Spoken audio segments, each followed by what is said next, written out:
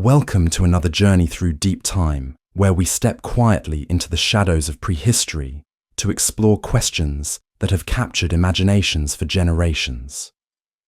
Tonight, we drift back through millions of years to a world where giants walked the earth, where the very ground trembled under footsteps that echoed like thunder across ancient landscapes.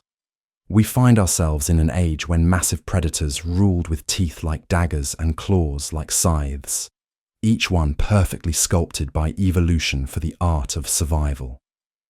In the realm of extinct giants, few debates stir the imagination quite like this one. Two titans of the Mesozoic era, separated by time and geography, yet forever locked in our minds in an eternal struggle for supremacy. On one side stands the king of the tyrant lizards, a creature whose very name whispers of power and dominance. On the other, a massive hunter from the rivers and swamps, armed with claws longer than human arms and jaws built for a very different kind of warfare. The question that haunts paleontology enthusiasts and curious minds alike is deceptively simple, yet endlessly complex. If these two apex predators had somehow met in the same time and place, which would have emerged victorious?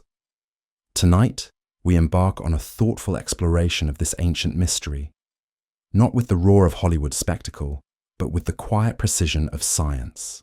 We will walk through fossil evidence, examine the architecture of bone and muscle, and piece together the lives these creatures lived in, worlds long vanished. This is not merely a tale of teeth and claws, but a story of adaptation, of survival strategies carved by millions of years of evolutionary pressure. Before we begin our descent into this prehistoric puzzle, I want to thank you for joining me in this corner of curiosity, where wonder meets science. If you find yourself drawn to these gentle explorations of ancient mysteries, a like and a subscribe would mean the world to me. It helps others discover these quiet journeys through time, and it allows this small channel to continue growing. I would also love to hear from you in the comments. Where in the world are you listening from tonight? And what draws you to these stories of vanished worlds? Now, let your thoughts settle like sediment in still water, and let us step together into the mists of deep time, where giants once ruled, and where their stories still whisper through stone. To understand this ancient confrontation, we must first travel back to the worlds these titans called home. The Earth of the Mesozoic era was not the familiar planet we know today, but a realm transformed by climate, geography, and the endless dance of continental drift. Seas rose and fell like slow breathing, continents wandered across the globe like massive ships, and life itself experimented with forms and sizes that stretched the boundaries of imagination. The Tyrannosaurus rex walked the earth during the final chapter of the Age of Dinosaurs, in what we now call the Late Cretaceous period. This was a time roughly 68 to 66 million years ago, when North America looked nothing like the continent we recognize today. A vast inland sea split the landmass down its center, creating two separate continents divided by warm, shallow waters. The western portion, known to scientists as Laramidia, became the stage where our tyrant king played out its evolutionary drama.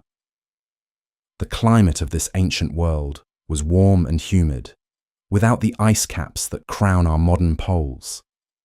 Lush forests stretched across the landscape, filled with flowering plants that were still relatively new experiments in the history of life. Ferns unfurled in the shadows, while primitive palms swayed in breezes that carried the scent of unfamiliar blossoms.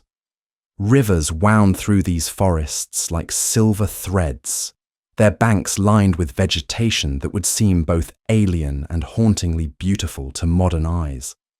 In this verdant realm, the Tyrannosaurus rex emerged as the apex predator of its ecosystem. It was not alone in its dominance, sharing the landscape with herds of massive herbivores like Triceratops and Edmontosaurus, creatures whose very existence shaped the evolutionary pressures that sculpted the tyrant's form. The rex was built for this world, its body a masterpiece of predatory engineering, designed to hunt in forests and across river plains, where sightlines could be short and ambushes deadly. Meanwhile, in a different chapter of Earth's story, the Spinosaurus carved out its own legend in the rivers and deltas of what we now call North Africa. This was earlier in the Cretaceous period, roughly 100 million years ago, when the world was even warmer and more tropical than the Rex's domain. The region that would one day become Egypt and Morocco was a vast river system, fed by monsoons and dotted with lakes that stretched to distant horizons. Here, massive rivers meandered through landscapes of incredible abundance. Fish the size of small cars swam in waters thick with nutrients, while crocodiles that dwarfed their modern descendants basked on muddy banks. The air was heavy with moisture and filled with the calls of pterosaurs, whose wingspans could shadow entire clearings.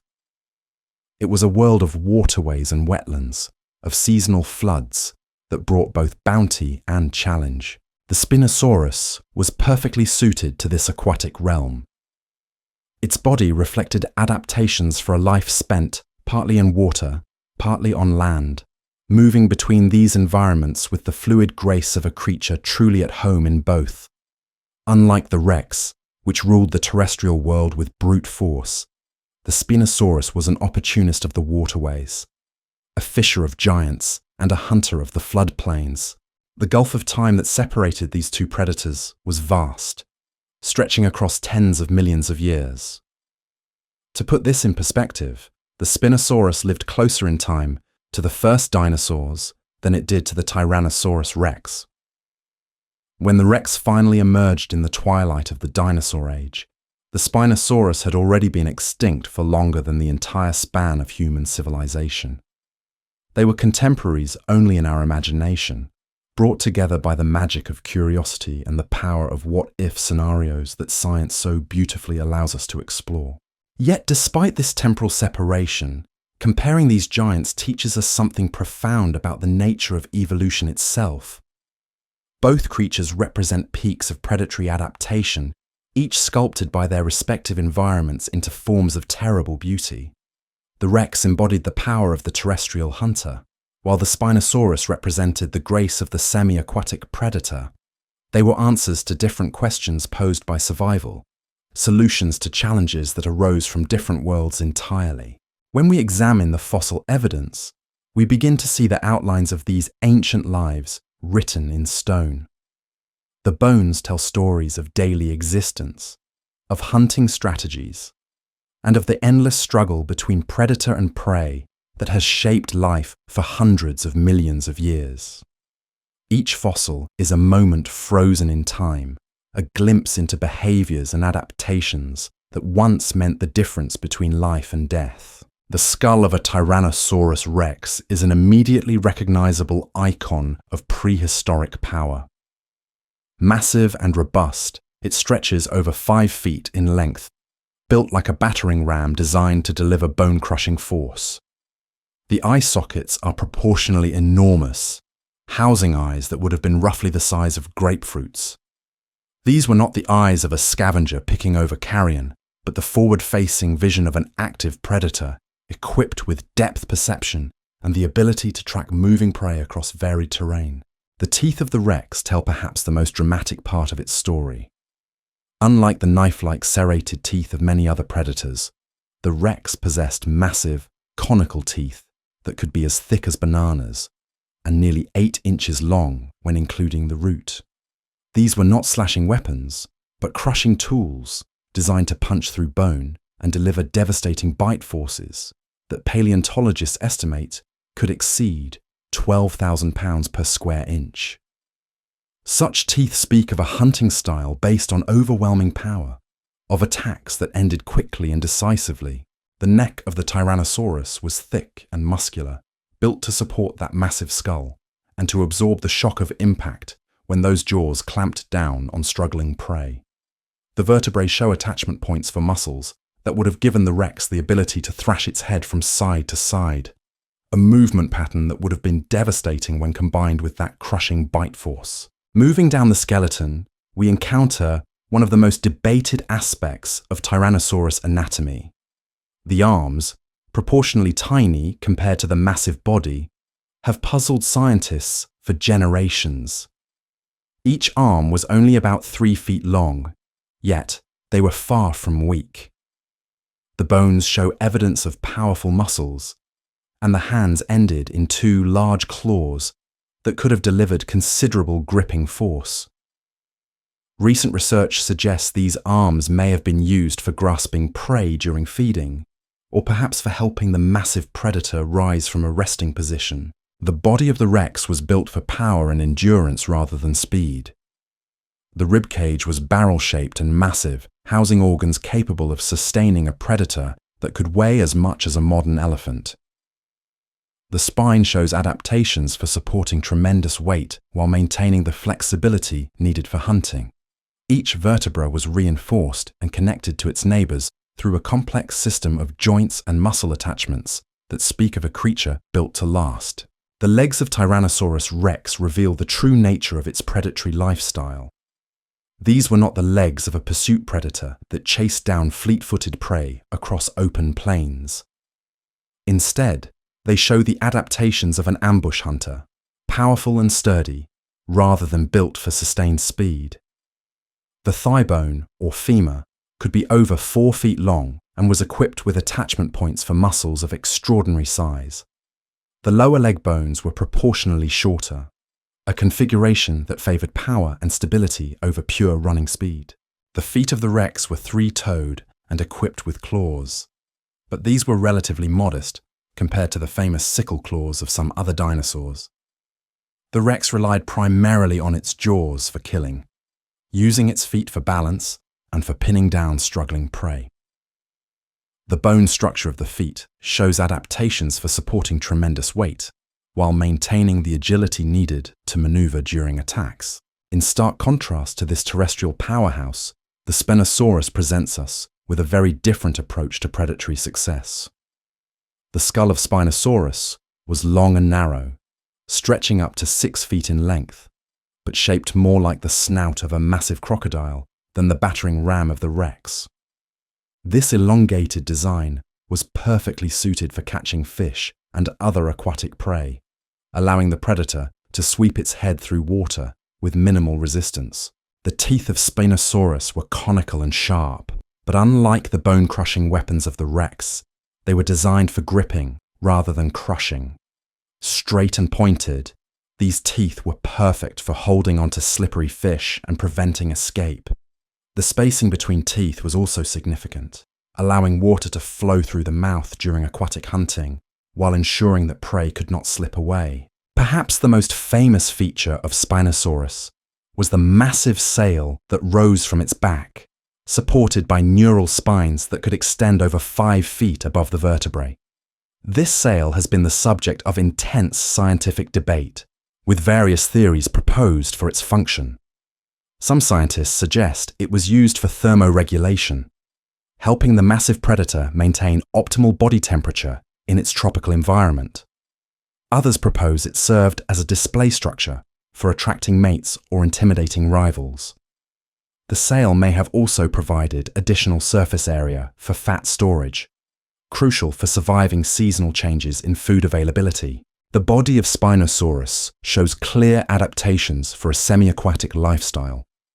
Recent discoveries have revealed that the torso was more compact than previously thought, with a barrel-shaped ribcage that would have provided buoyancy in water. The spine shows flexibility adaptations that would have allowed the creature to undulate through water with fish-like movements, a swimming style more reminiscent of a crocodile than a typical dinosaur. The arms of Spinosaurus were proportionally much larger than those of the Rex, ending in massive claws that could exceed a foot in length. These were not just weapons, but tools perfectly adapted for catching large fish and possibly for walking on riverbanks where the substrate might be soft or unstable. The claws show wear patterns consistent with regular use in aquatic environments, scratches and polish that speak of a lifetime spent fishing in prehistoric rivers. The legs of Spinosaurus tell a story of compromise between terrestrial and aquatic adaptation. They were powerful enough to support the creature on land, yet modified in ways that suggest extensive time spent in water. The bones show adaptations for swimming, with features that would have made the legs effective paddles when moving through aquatic environments. As we examine these fossil blueprints, we begin to see two very different answers to the challenge of being a large predator in the Mesozoic world. The Rex represented the pinnacle of terrestrial hunting, a creature of overwhelming force designed to dominate the land-based ecosystems of its time. The Spinosaurus embodied the success of specialization, a predator that found its niche in the rich aquatic environments of Cretaceous Africa. Both approaches were successful in their respective times and places, each representing millions of years of evolutionary refinement. Yet the question that draws us here tonight remains tantalizingly unanswered. In a hypothetical encounter between these titans, which set of adaptations would prove superior, to begin answering this question, we must look beyond the bones themselves and into the living, breathing animals they once supported. We must consider not just anatomy, but behavior, not just structure, but strategy. For in the end, the outcome of any encounter between apex predators depends as much on intelligence and instinct as it does on size and strength. The question of intelligence in extinct predators requires us to venture into one of paleontology's most challenging territories. We cannot observe behavior directly, cannot watch these creatures hunt or interact, cannot measure their problem-solving abilities in controlled environments. Instead, we must read the subtle clues written in bone and stone, piecing together fragments of evidence to reconstruct the mental lives of animals that vanished long before human consciousness emerged to contemplate them.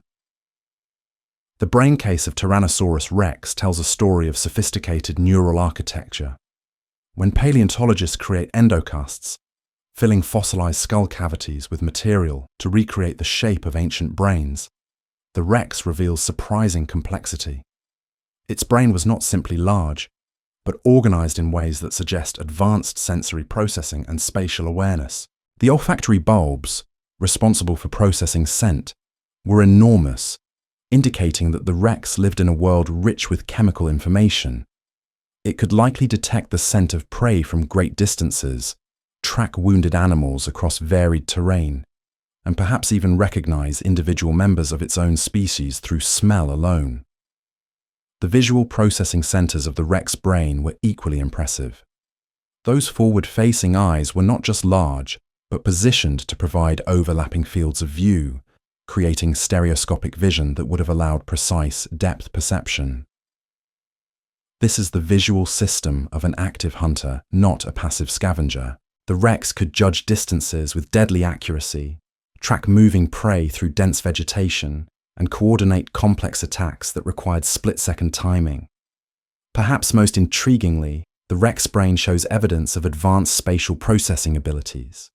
The regions associated with navigation, and three suggesting a predator capable of complex dimensional awareness, were well-developed hunting strategies. This was not a creature that simply charged blindly at prey, but one that could plan approaches, anticipate escape routes, and adapt its tactics based on terrain and circumstance. Recent research has also suggested that tyrannosaurs may have possessed more complex social behaviors than previously imagined. Fossil evidence of multiple Rex individuals found together, combined with the brain structure that shows areas associated with social cognition, hints at the possibility of pack hunting or at least tolerance of others during feeding. If true, this would add another layer of strategic sophistication to an already formidable predator. The Spinosaurus presents us with a different kind of intelligence, one adapted for the challenges of aquatic hunting. Its brain case reveals proportionally large regions associated with balance and coordination, adaptations crucial for a creature that moved between terrestrial and aquatic environments. The inner ear structures show modifications similar to those found in modern crocodiles and aquatic birds, suggesting sophisticated abilities to maintain orientation while swimming or diving. The sensory capabilities of Spinosaurus were tuned to its watery world. The skull shows evidence of pressure-sensitive organs along the snout, similar to those found in modern crocodilians. These sensors would have allowed the predator to detect the movements of fish, even in murky water, feeling the subtle pressure waves created by swimming prey.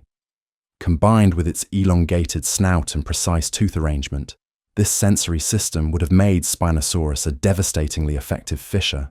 The brain structure of Spinosaurus also suggests advanced problem-solving abilities, though directed toward different challenges than those faced by the Rex. Aquatic hunting requires patience, timing, and the ability to adapt to the three-dimensional nature of underwater environments. Fish move in ways that terrestrial prey cannot, requiring predators to think in terms of fluid dynamics and changing depths rather than simple pursuit across solid ground. Evidence from the fossil record also hints at sophisticated feeding behaviors in Spinosaurus. Bite marks on fish fossils from the same time period show patterns consistent with selective predation, suggesting that Spinosaurus could distinguish between different types of prey and adapt its hunting techniques accordingly. This behavioral flexibility speaks to cognitive abilities that went beyond simple instinct. When we consider these mental capabilities in the context of a hypothetical encounter, the picture becomes fascinatingly complex. The Rex brings to the confrontation a brain designed for terrestrial combat, with exceptional sensory awareness and the ability to process complex spatial information rapidly. Its intelligence was honed by millions of years of evolution to excel in land-based predation, where success depended on overwhelming force applied with precision timing. The Spinosaurus, meanwhile, possesses a different kind of tactical intelligence, one adapted for the fluid challenges of aquatic hunting. Its cognitive abilities were shaped by environments where patience and adaptability often mattered more than raw power, where success came from understanding the movements of prey in three-dimensional aquatic spaces. The question then becomes whether these different forms of intelligence would translate into advantages in an encounter between the two predators. Would the Rex's terrestrial hunting instincts serve it well against a creature adapted for aquatic environments? Could the Spinosaurus apply its problem-solving abilities to the challenge of facing a predator, unlike any it had evolved to encounter? To explore these questions further, we must examine not just the minds of these ancient hunters, but the weapons they carried into battle. For in the prehistoric world, survival often came down to the effectiveness of natural armaments, the tools of bone and keratin that evolution had spent millions of years perfecting. The weaponry of Tyrannosaurus rex was designed around a single, devastating principle: the delivery of overwhelming bite force through massive, bone-crushing teeth. When we examine the mechanical advantage built into the Rex's skull, we see a masterpiece of bioengineering. The jaw muscles attached to broad, flared areas of bone that maximized leverage, allowing the predator to generate bite forces that modern science can barely comprehend. Those banana-thick teeth were not randomly arranged, but positioned with mechanical precision. The front teeth were slightly smaller and more pointed, perfect for gripping and holding struggling prey. The teeth further back in the jaw were massive and blunt, designed to punch through bone like biological sledgehammers. The roots of these teeth extended deep into the jaw bones, anchored by bone that was denser than concrete. The killing strategy of the Rex was brutally efficient. Paleontologists have found bite marks on fossilized bones that show the Rex could crush through the thick skull bones of Triceratops, penetrate the vertebrae of massive sauropods, and shear through the robust limb bones of other large dinosaurs. These were not superficial wounds, but catastrophic injuries that would have caused immediate shock and rapid death. The claws of the Rex, though small relative to its body size, were nonetheless formidable weapons. Each hand bore two large claws that were sharp and strongly curved, perfect for gripping and holding prey, while those devastating jaws did their work. Recent biomechanical studies suggest these arms, despite their size, could exert tremendous gripping force, enough to restrain even large struggling prey. The feet of the Rex, while primarily used for locomotion, also served as weapons during attacks. Each foot bore three large claws that could be used to pin down prey or deliver slashing wounds. The Rex likely used its massive weight and powerful legs to hold victims in place while delivering killing bites, a hunting strategy that combined overwhelming force with tactical positioning. In contrast, the weaponry of Spinosaurus was distributed across its entire body, reflecting its more versatile lifestyle. The jaws, while not possessing the crushing power of the Rex, were equipped with their own deadly arsenal.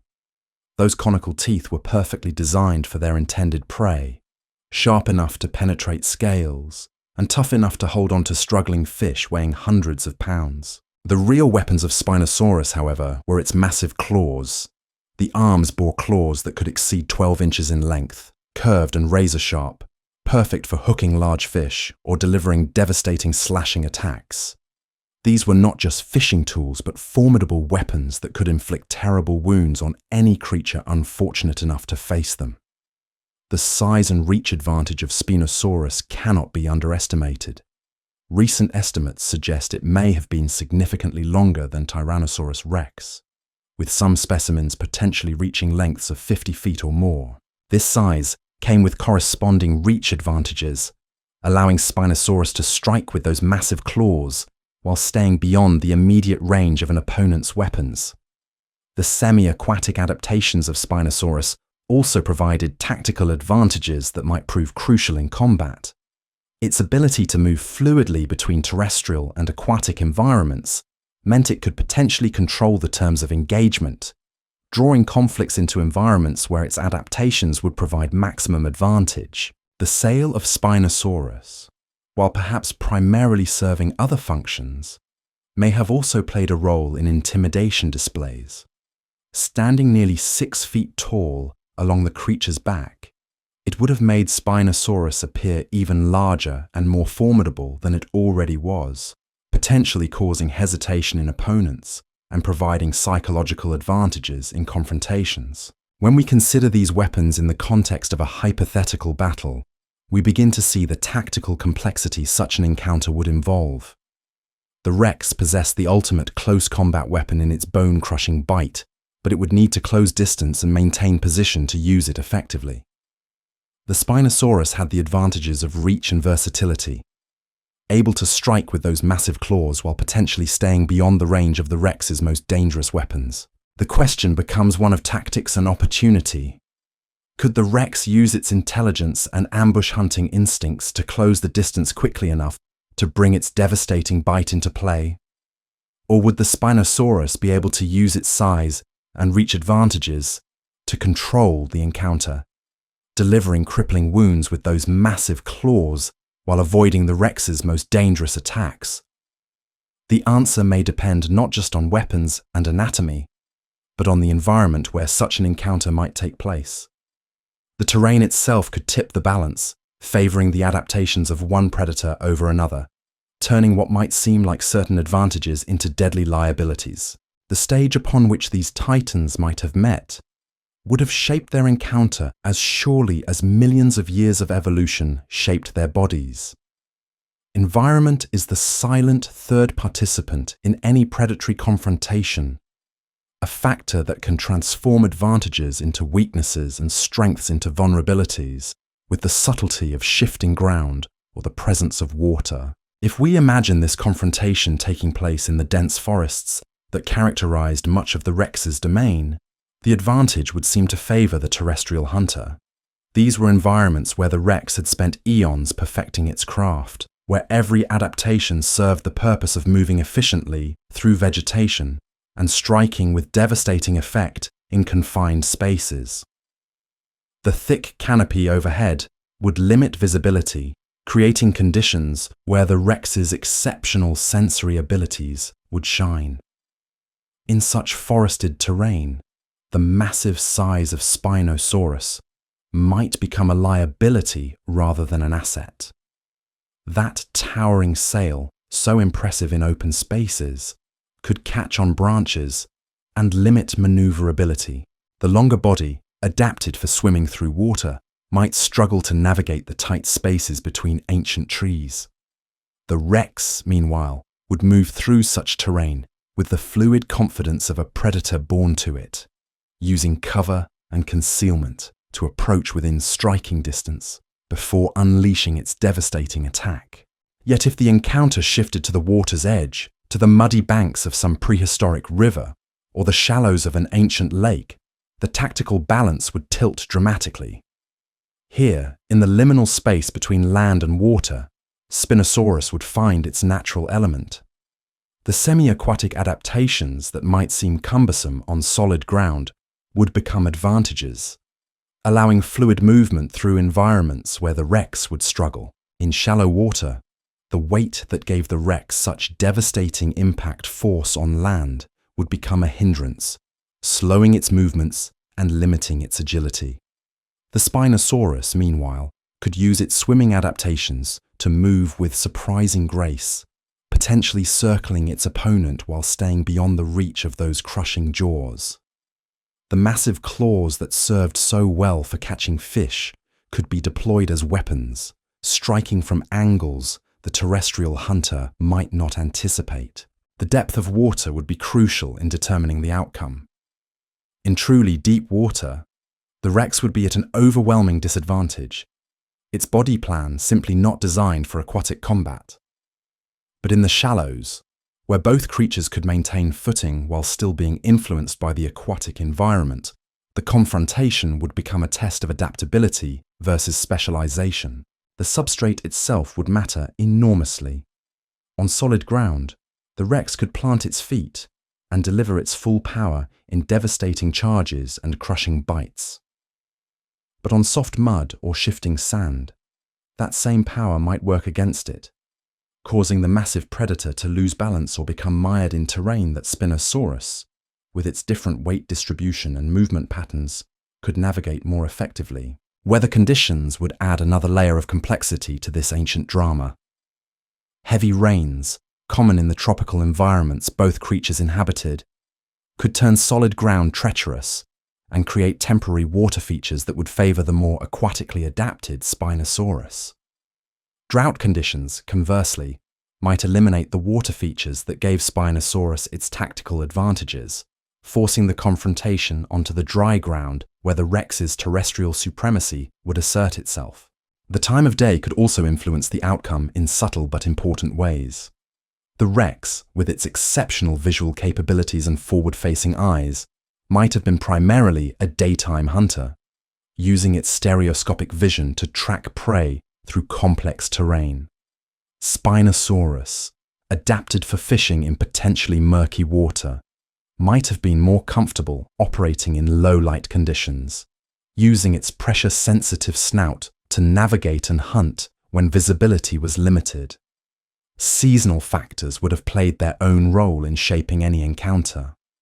During flood seasons, when rivers rose and forests became partially submerged, the advantage would clearly favor Spinosaurus. But during dry periods, when water levels dropped and terrestrial hunting grounds expanded, the Rex would find itself in more familiar territory.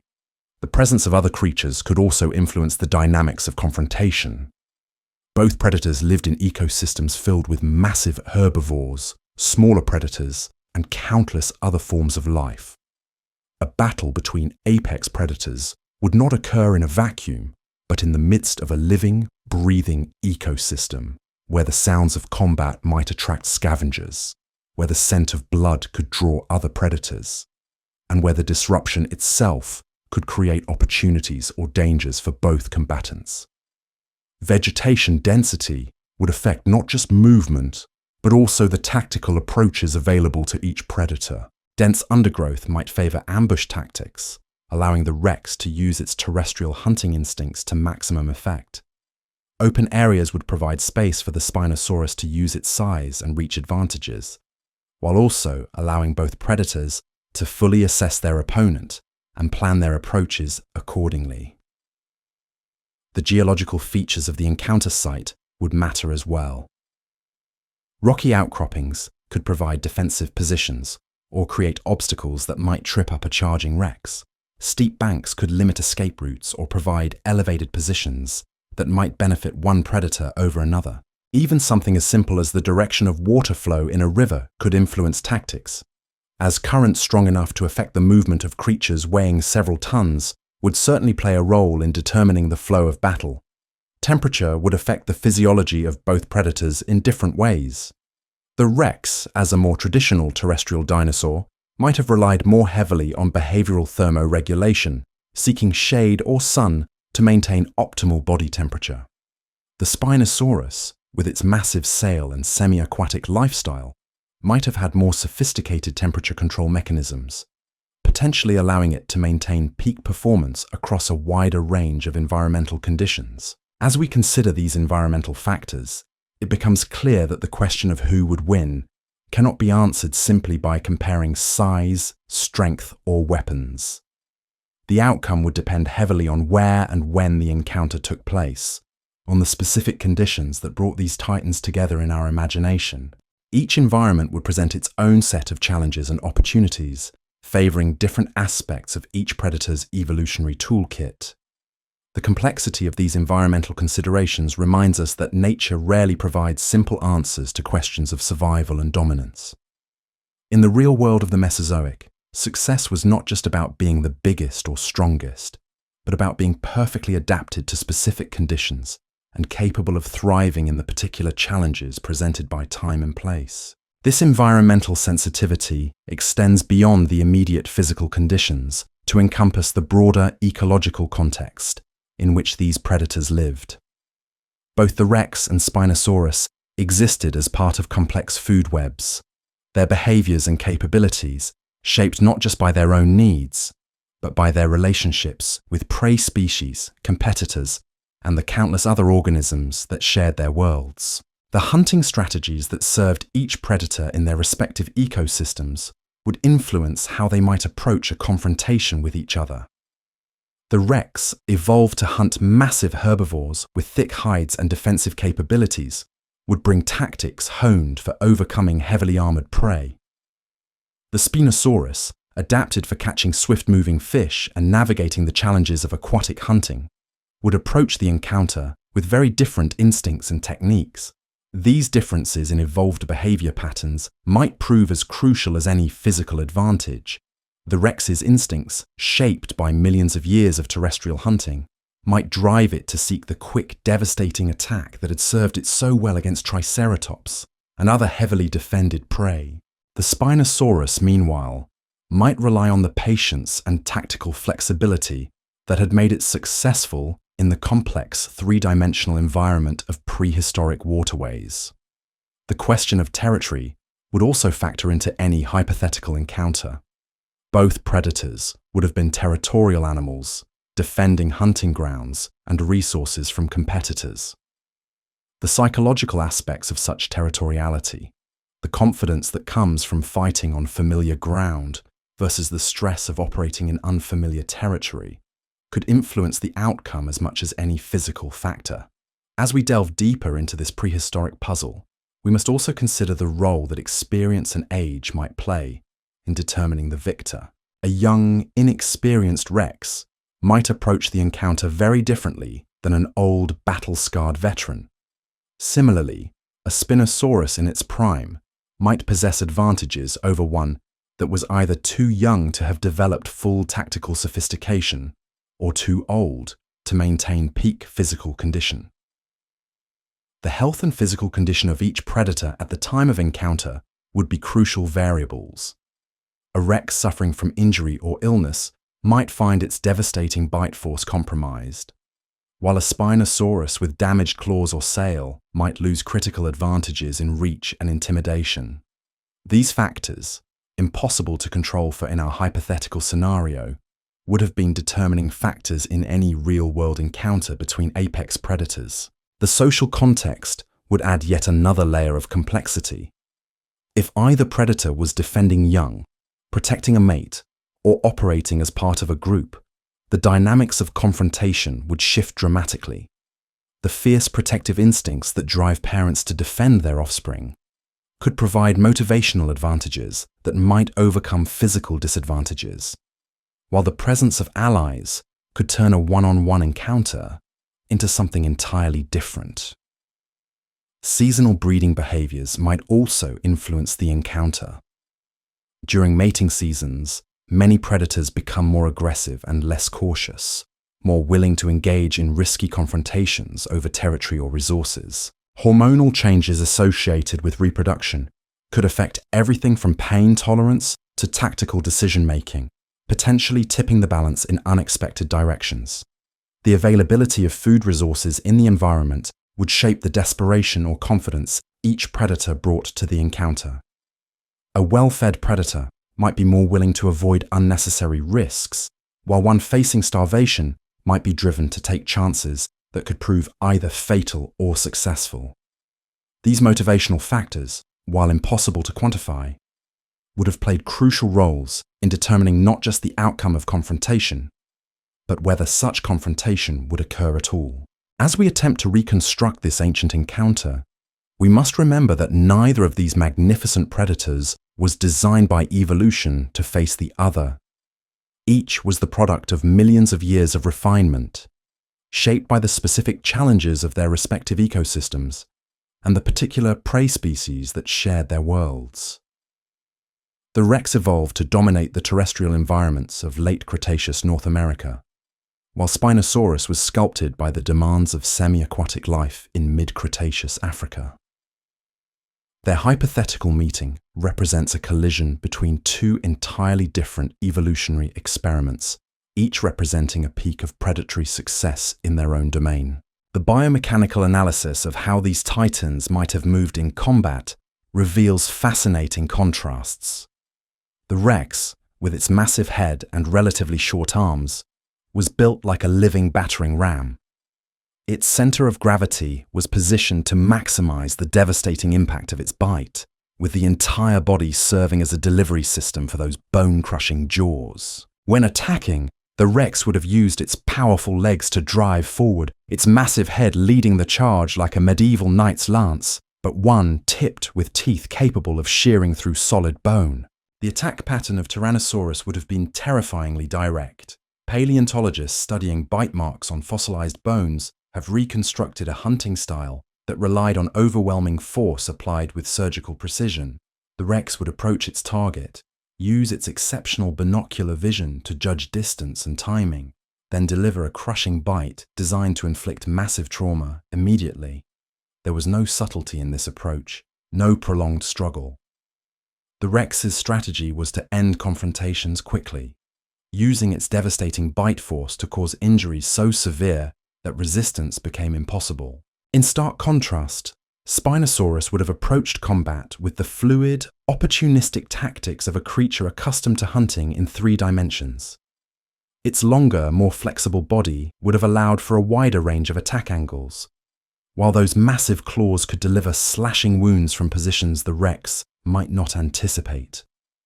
The Spinosaurus was not built for the single devastating strike, but for a more complex form of combat that combined patience, positioning, and multiple weapons systems. The reach advantage of Spinosaurus cannot be overstated. With arms significantly longer than those of the Rex and claws that extended its effective striking distance even further, it could potentially inflict serious wounds while remaining beyond the immediate range of those crushing jaws. This tactical advantage would be especially pronounced in the opening moments of any encounter, when positioning and first contact could determine the eventual outcome. However, the Rex possessed its own tactical advantages that might prove decisive. Its lower center of gravity and more compact build would have made it extremely difficult to knock over or unbalance, a crucial advantage when facing an opponent armed with long slashing claws. The Rex's muscular neck and powerful jaw muscles were designed to deliver devastating force even from awkward positions, meaning that any opportunity to bite would likely result in severe injury to its opponent.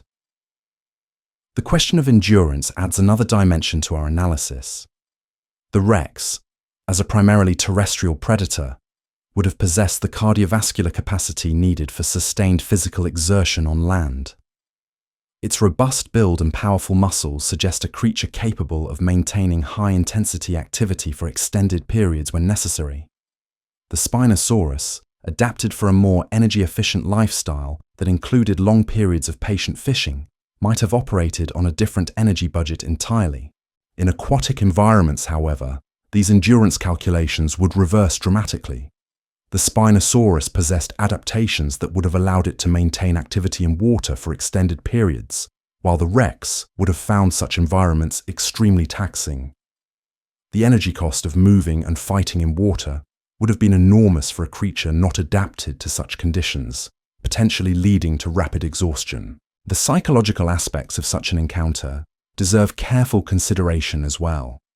Both predators would have been accustomed to being the apex species in their respective environments, dominant creatures that rarely faced serious challenges from other predators. The shock of encountering another apex predator of similar size might have created hesitation or uncertainty that could prove crucial in determining the outcome. The Rex, having evolved to hunt heavily armored herbivores like Triceratops, would have been psychologically prepared for opponents that fought back. Its hunting instincts were honed by millions of years of facing prey that possessed their own formidable defensive weapons. This experience with dangerous prey might have given the Rex a psychological advantage in approaching a confrontation with another large predator.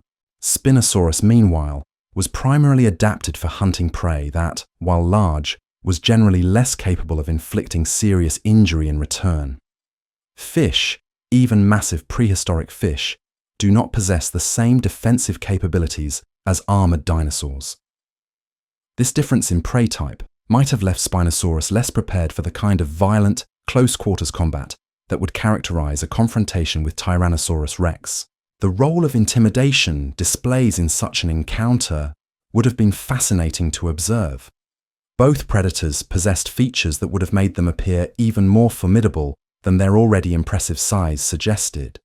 The Rex, with its massive head and forward-facing eyes, would have presented a visage of pure predatory menace. Its deep, rumbling vocalizations, reconstructed from skull anatomy, would have been felt as much as heard, creating a physical presence that extended beyond its actual body size. The Spinosaurus would have had its own intimidation arsenal, most notably that towering sail. When fully displayed with the creature rearing up to its full height, the Spinosaurus would have appeared absolutely massive, a living wall of predatory threat. The psychological impact of such a display, especially when combined with vocalizations and aggressive posturing, might have been enough to end many confrontations before they began. The sensory capabilities of each predator would have played crucial roles in how any encounter unfolded. The Rex possessed some of the most advanced sensory systems known among dinosaurs, with exceptional vision, hearing, and an olfactory system that may have been more sensitive than that of modern bloodhounds.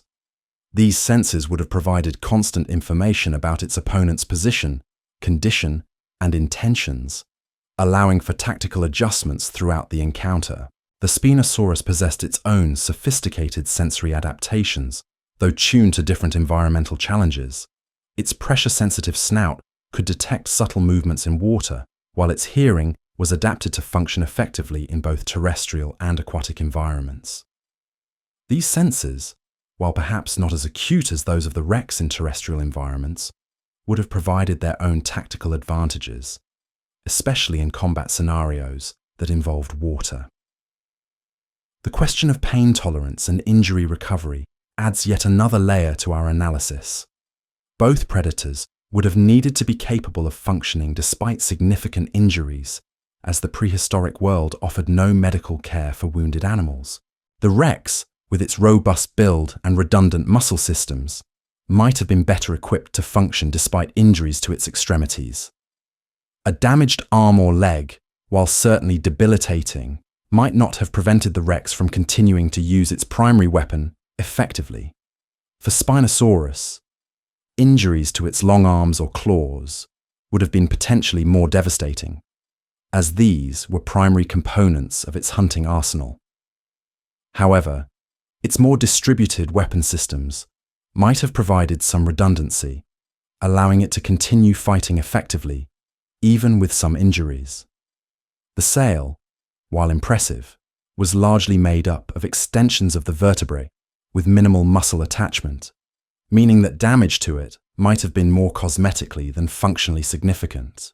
The healing capabilities of each predator would have influenced their willingness to engage in risky confrontations. Creatures that could recover more quickly from injuries might have been more willing to take chances in combat, while those with slower healing might have been more cautious about avoiding unnecessary damage. Climate and weather conditions would have added their own variables to any confrontation. Both predators lived in warm, humid environments, but their thermoregulatory strategies differed significantly. The Rex, with its more traditional dinosaurian body plan, would have relied heavily on behavioral thermoregulation, seeking appropriate environmental conditions to maintain optimal body temperature. The Spinosaurus, with its massive sail and semi-aquatic adaptations, might have had more sophisticated temperature control mechanisms. The sail could have served as a heat exchanger, helping to maintain stable body temperature across a wider range of environmental conditions. This physiological flexibility might have provided tactical advantages in confrontations that occurred during temperature extremes. Seasonal variations would have influenced not just the physical capabilities of both predators, but also their behavioral patterns and territorial ranges. During wet seasons, when water levels were high and aquatic prey abundant, Spinosaurus might have been at peak condition and confidence. During dry periods, when terrestrial hunting became more important, the Rex might have possessed the advantage of operating in more familiar conditions. The lunar cycle, surprisingly, might have played a role in determining the outcome of nighttime encounters. Both predators would have been influenced by available light levels, though in different ways. The Rex, with its exceptional vision, might have been more effective during periods of higher ambient light, while the Spinosaurus, with its more tactile hunting adaptations, might have been less dependent on visual cues. Tidal influences, in coastal environments where both predators might have encountered each other, would have created constantly changing tactical situations. Rising tides could transform terrestrial confrontations into aquatic ones, while falling tides might strand aquatic specialists in increasingly terrestrial environments. The ability to predict and adapt to these changes would have been crucial for success. The presence of other predators in the environment would have created additional complications for any confrontation between these titans. Both Rex and Spinosaurus lived in ecosystems that included other large predators, and the sounds and disturbances of combat between apex predators would certainly have attracted attention. The risk of interruption by other dangerous animals might have influenced tactical decisions, encouraging quicker resolutions to confrontations. Scavenger species would have posed their own threats and opportunities. The presence of large crocodilians, flying reptiles, and other opportunistic feeders might have created pressure for quick victory, as prolonged combat could have attracted dangerous attention from creatures looking to exploit weakness or injury in either combatant. The substrate and footing conditions would have been absolutely crucial in determining combat effectiveness. On solid, dry ground, the Rex could have used its full power and stability to devastating effect. On soft or muddy surfaces, that same power might have worked against it, causing loss of balance or traction at crucial moments.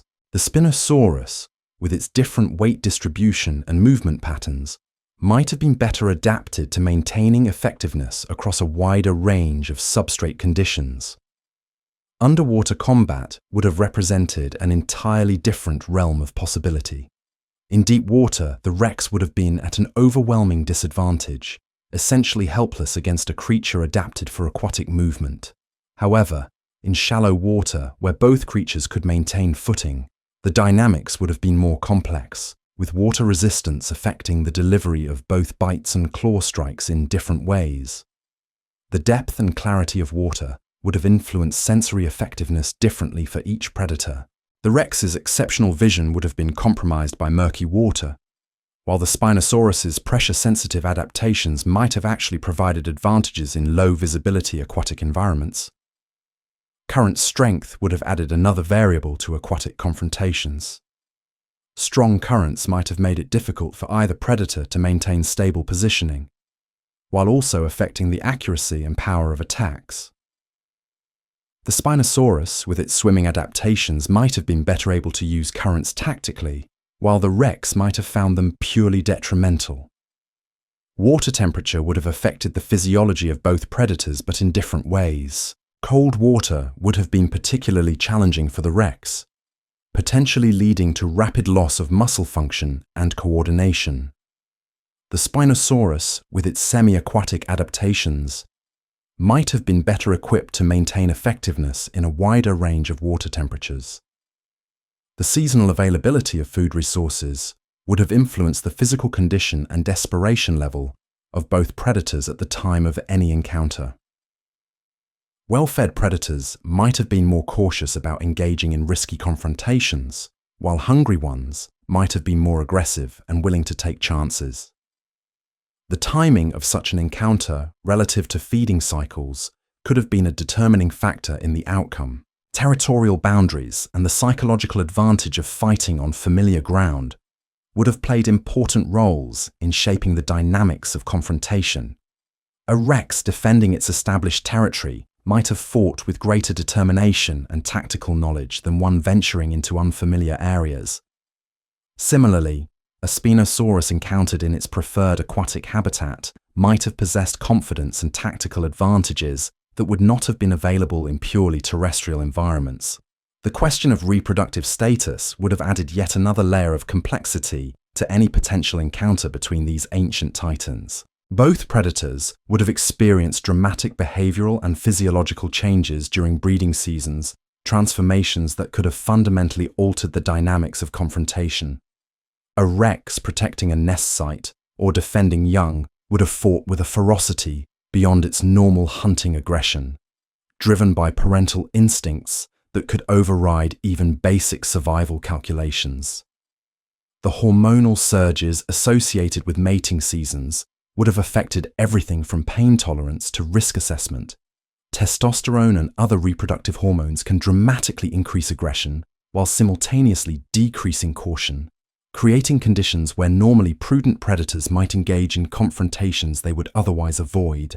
These chemical changes, invisible in the fossil record, but crucial to understanding behavior, could have been the deciding factor in whether such an encounter occurred at all. The size and developmental stage of each predator would have influenced combat effectiveness in ways that extend far beyond simple measurements of length and weight. A fully mature Rex, with decades of hunting experience and peak physical development, would have presented a vastly different challenge than a younger individual still learning to coordinate its massive frame and devastating bite. The learning curve for apex predators is steep and unforgiving, with experience often proving as valuable as raw physical capability. Spinosaurus, with its more complex lifestyle requiring mastery of both terrestrial and aquatic hunting, might have required even longer to reach peak effectiveness.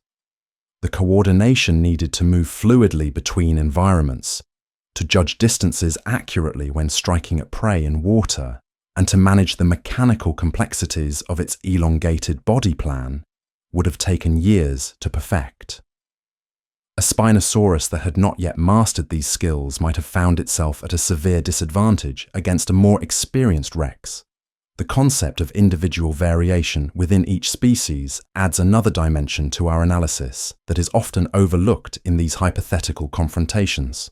Just as modern predators show significant differences in size, strength, and hunting ability between individuals, these ancient titans would have exhibited their own ranges of capability. An exceptionally large and powerful Rex might have possessed advantages that would not have been typical of its species, while an unusually agile or intelligent Spinosaurus might have overcome typical disadvantages through superior tactics. Genetic diversity within populations would have created individuals with slightly different anatomical features, sensory capabilities, and behavioral tendencies. Some Rex individuals might have possessed unusually powerful jaw muscles, while others might have had enhanced sensory systems or superior coordination. Similarly, some Spinosaurus individuals might have been more heavily built for terrestrial combat, while others might have been more gracile and adapted for aquatic maneuverability.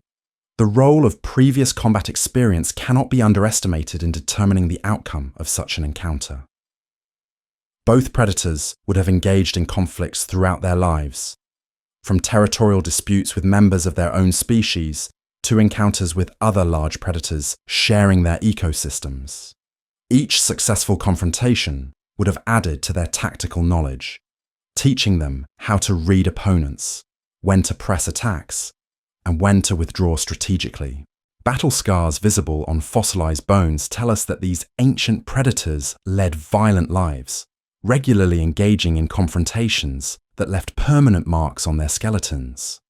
Healed bite marks on Rex specimens speak of conflicts with other large predators, while claw marks and other injuries on various dinosaur fossils paint a picture of ecosystems where violence was a regular part of existence. This background of constant conflict would have created predators that were not only physically formidable, but also tactically sophisticated. The psychological impact of previous victories and defeats would have shaped each predator's approach to new confrontations. A Rex that had successfully dominated every previous encounter might have approached the Spinosaurus with confidence bordering on recklessness, while one that had suffered serious injuries in past battles might have been more cautious and calculating.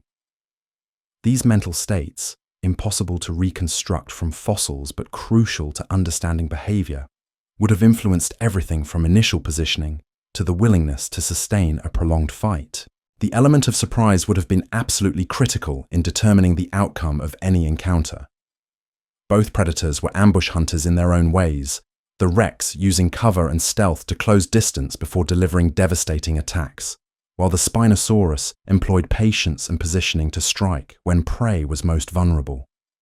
The predator that detected the other first and managed to control the initial moments of contact would have gained advantages that might have proven decisive.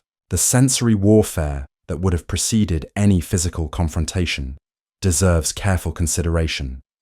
Both predators possess sophisticated detection systems that would have been constantly gathering information about potential threats in their environment. The Rex, with its exceptional olfactory capabilities, might have detected the presence of Spinosaurus from considerable distances, while the aquatic adaptations of Spinosaurus might have allowed it to sense the approach of the Rex through water vibrations and other environmental cues. This preliminary phase of detection and assessment would have been crucial in determining whether confrontation occurred at all. Predators are generally risk-averse, preferring to avoid unnecessary conflicts that could result in injury or death. The decision to engage rather than withdraw would have depended on factors such as hunger, territorial boundaries, the presence of young to defend, and the assessment of relative strength and capability. The biomechanics of actual combat between these titans would have been unlike anything witnessed in the modern world. The forces involved in their attacks would have been enormous, with the Rex capable of delivering bite forces measured in tons per square inch, while the Spinosaurus could have generated tremendous slashing power through its massive claws. The collision of these forces would have created impacts that could be heard for miles and felt through the ground like earthquakes. The speed of such combat would have been deceptive. While neither predator would have been capable of the lightning-quick movements we might imagine from smaller animals, the sheer momentum involved in their attacks would have made each movement devastatingly consequential. A charging Rex would have been like a living avalanche, unstoppable once committed to its attack, while the sweeping claws of Spinosaurus would have moved with the inexorable force of falling trees. The duration of such combat would have been necessarily brief. The energy expenditure involved in maintaining peak physical performance at such massive scales would have been enormous, meaning that confrontations would likely have been decided within minutes rather than hours. Both predators would have been operating at the absolute limits of their cardiovascular and muscular systems, making prolonged combat physiologically impossible. The aftermath of such an encounter would have depended heavily on the specific injuries sustained by each participant. The crushing bite of the Rex, if successfully delivered, would likely have caused immediately life-threatening injuries to any part of the body it contacted. Broken bones, severed blood vessels, and massive tissue damage would have made survival difficult even for a creature as robust as Spinosaurus. Conversely, the slashing claws of Spinosaurus, while perhaps not immediately fatal, could have inflicted wounds that would have proven devastating over time. Deep lacerations to major muscle groups could have compromised the Rex's ability to hunt effectively, while injuries to sensory organs could have left it vulnerable to other predators or unable to locate prey efficiently. The question of medical recovery in prehistoric animals adds another layer to our analysis. Unlike modern animals that might receive veterinary care, these ancient predators would have had to heal from injuries using only their own biological resources. The ability to continue hunting while injured, to find safe places to rest during recovery, and to avoid secondary infections would all have been crucial factors in determining long-term survival after combat. The social implications of such encounters extend beyond the immediate participants to encompass the broader ecosystem dynamics of their respective environments. The loss of an apex predator would have created cascading effects throughout the food web, potentially allowing prey populations to expand or enabling other predators to claim vacant territories. These ecological consequences would have influenced the evolution of entire ecosystems over time. The rarity of such encounters in the natural world cannot be overstated. Apex predators typically evolve strategies to avoid confrontation with other apex predators, recognizing that the risks of serious injury or death outweigh the potential benefits of territorial expansion or resource acquisition. The hypothetical meeting of Rex and Spinosaurus represents a collision of evolutionary paths that nature itself took great care to prevent through geographic and temporal separation. The fossil evidence for actual combat between large predators is remarkably rare, suggesting that such encounters, while certainly possible, were not common occurrences in prehistoric ecosystems. When they did occur, they likely represented unusual circumstances where normal avoidance behaviors broke down due to extreme resource scarcity, territorial pressure, or accidental encounters in confined spaces. The weapons systems of both predators were optimized for their typical prey rather than for combat with other apex predators. The Rex's bone-crushing bite was perfect for dispatching heavily armored herbivores, but might have been less effective against the more lightly built Spinosaurus. Similarly, the fishing adaptations of Spinosaurus, while formidable, were not specifically designed for combat with heavily muscled terrestrial predators. This mismatch between evolved capabilities and hypothetical opponents adds uncertainty to any prediction about combat outcomes. Both predators would have been forced to use weapon systems in ways they had not specifically evolved for, potentially creating tactical situations where normal advantages might not apply, or where unexpected vulnerabilities might be exposed. The role of learning and adaptation during combat itself would have been fascinating to observe. Both predators possessed the intelligence to assess and respond to changing tactical situations, potentially modifying their attack patterns based on the success or failure of initial strikes. This real-time adaptation could have created dynamic confrontations where the advantage shifted multiple times as each predator attempted to counter the strategies of the other. The influence of fatigue on combat effectiveness would have become increasingly important as any encounter progressed.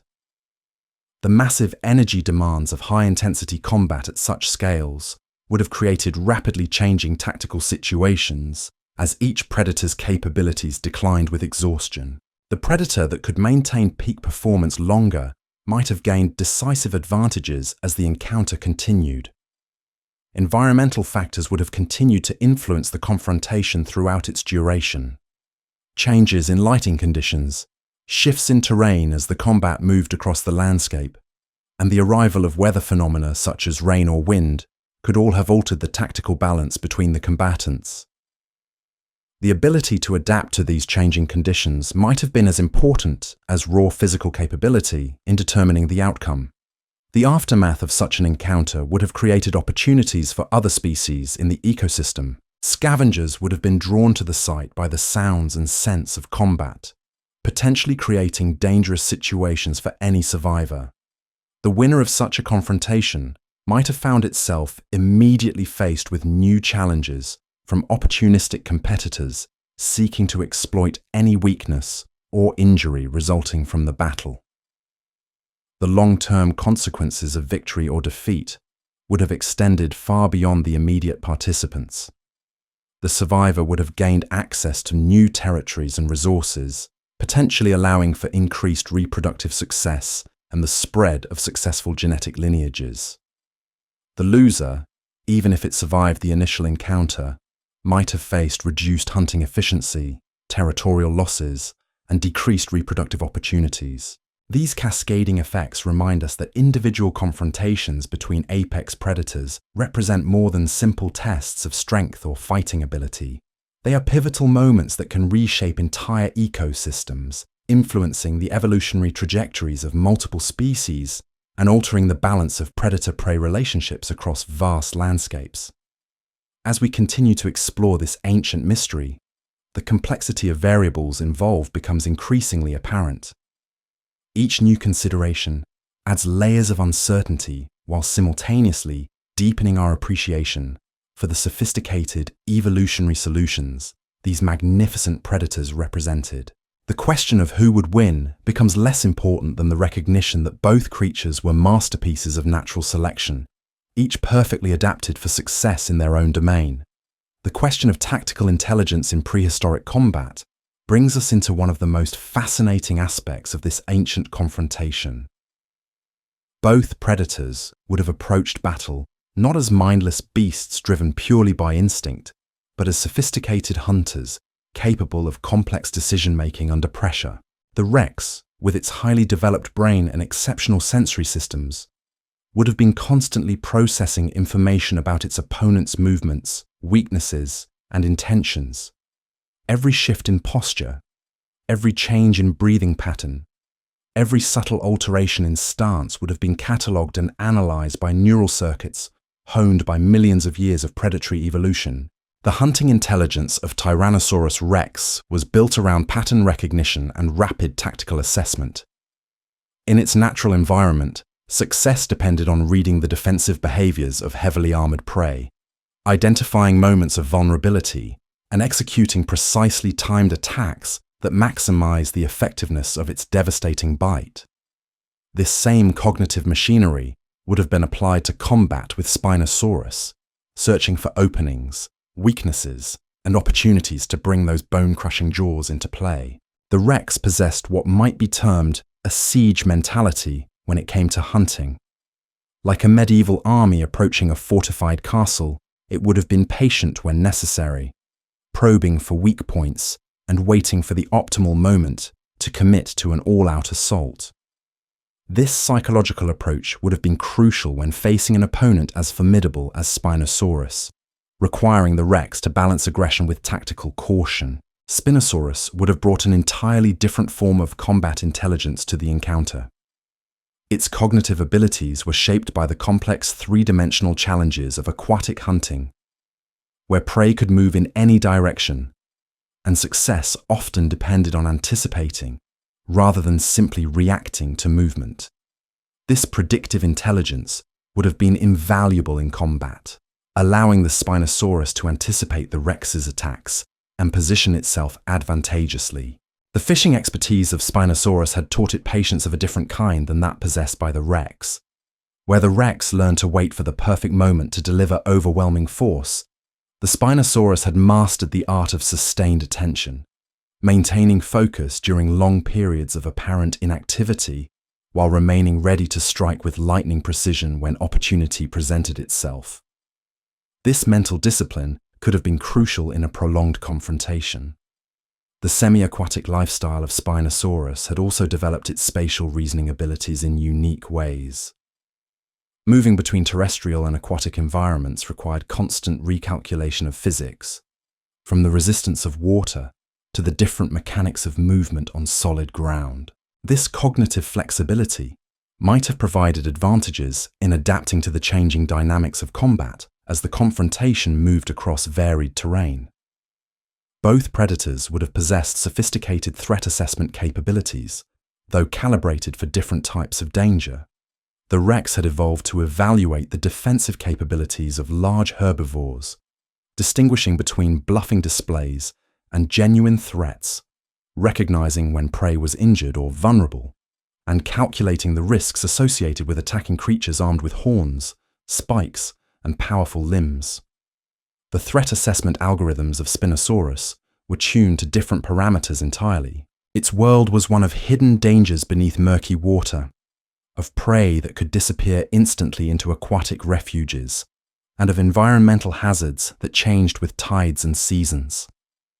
This different perspective on danger might have provided unique insights into the tactical situation presented by confrontation with the rex.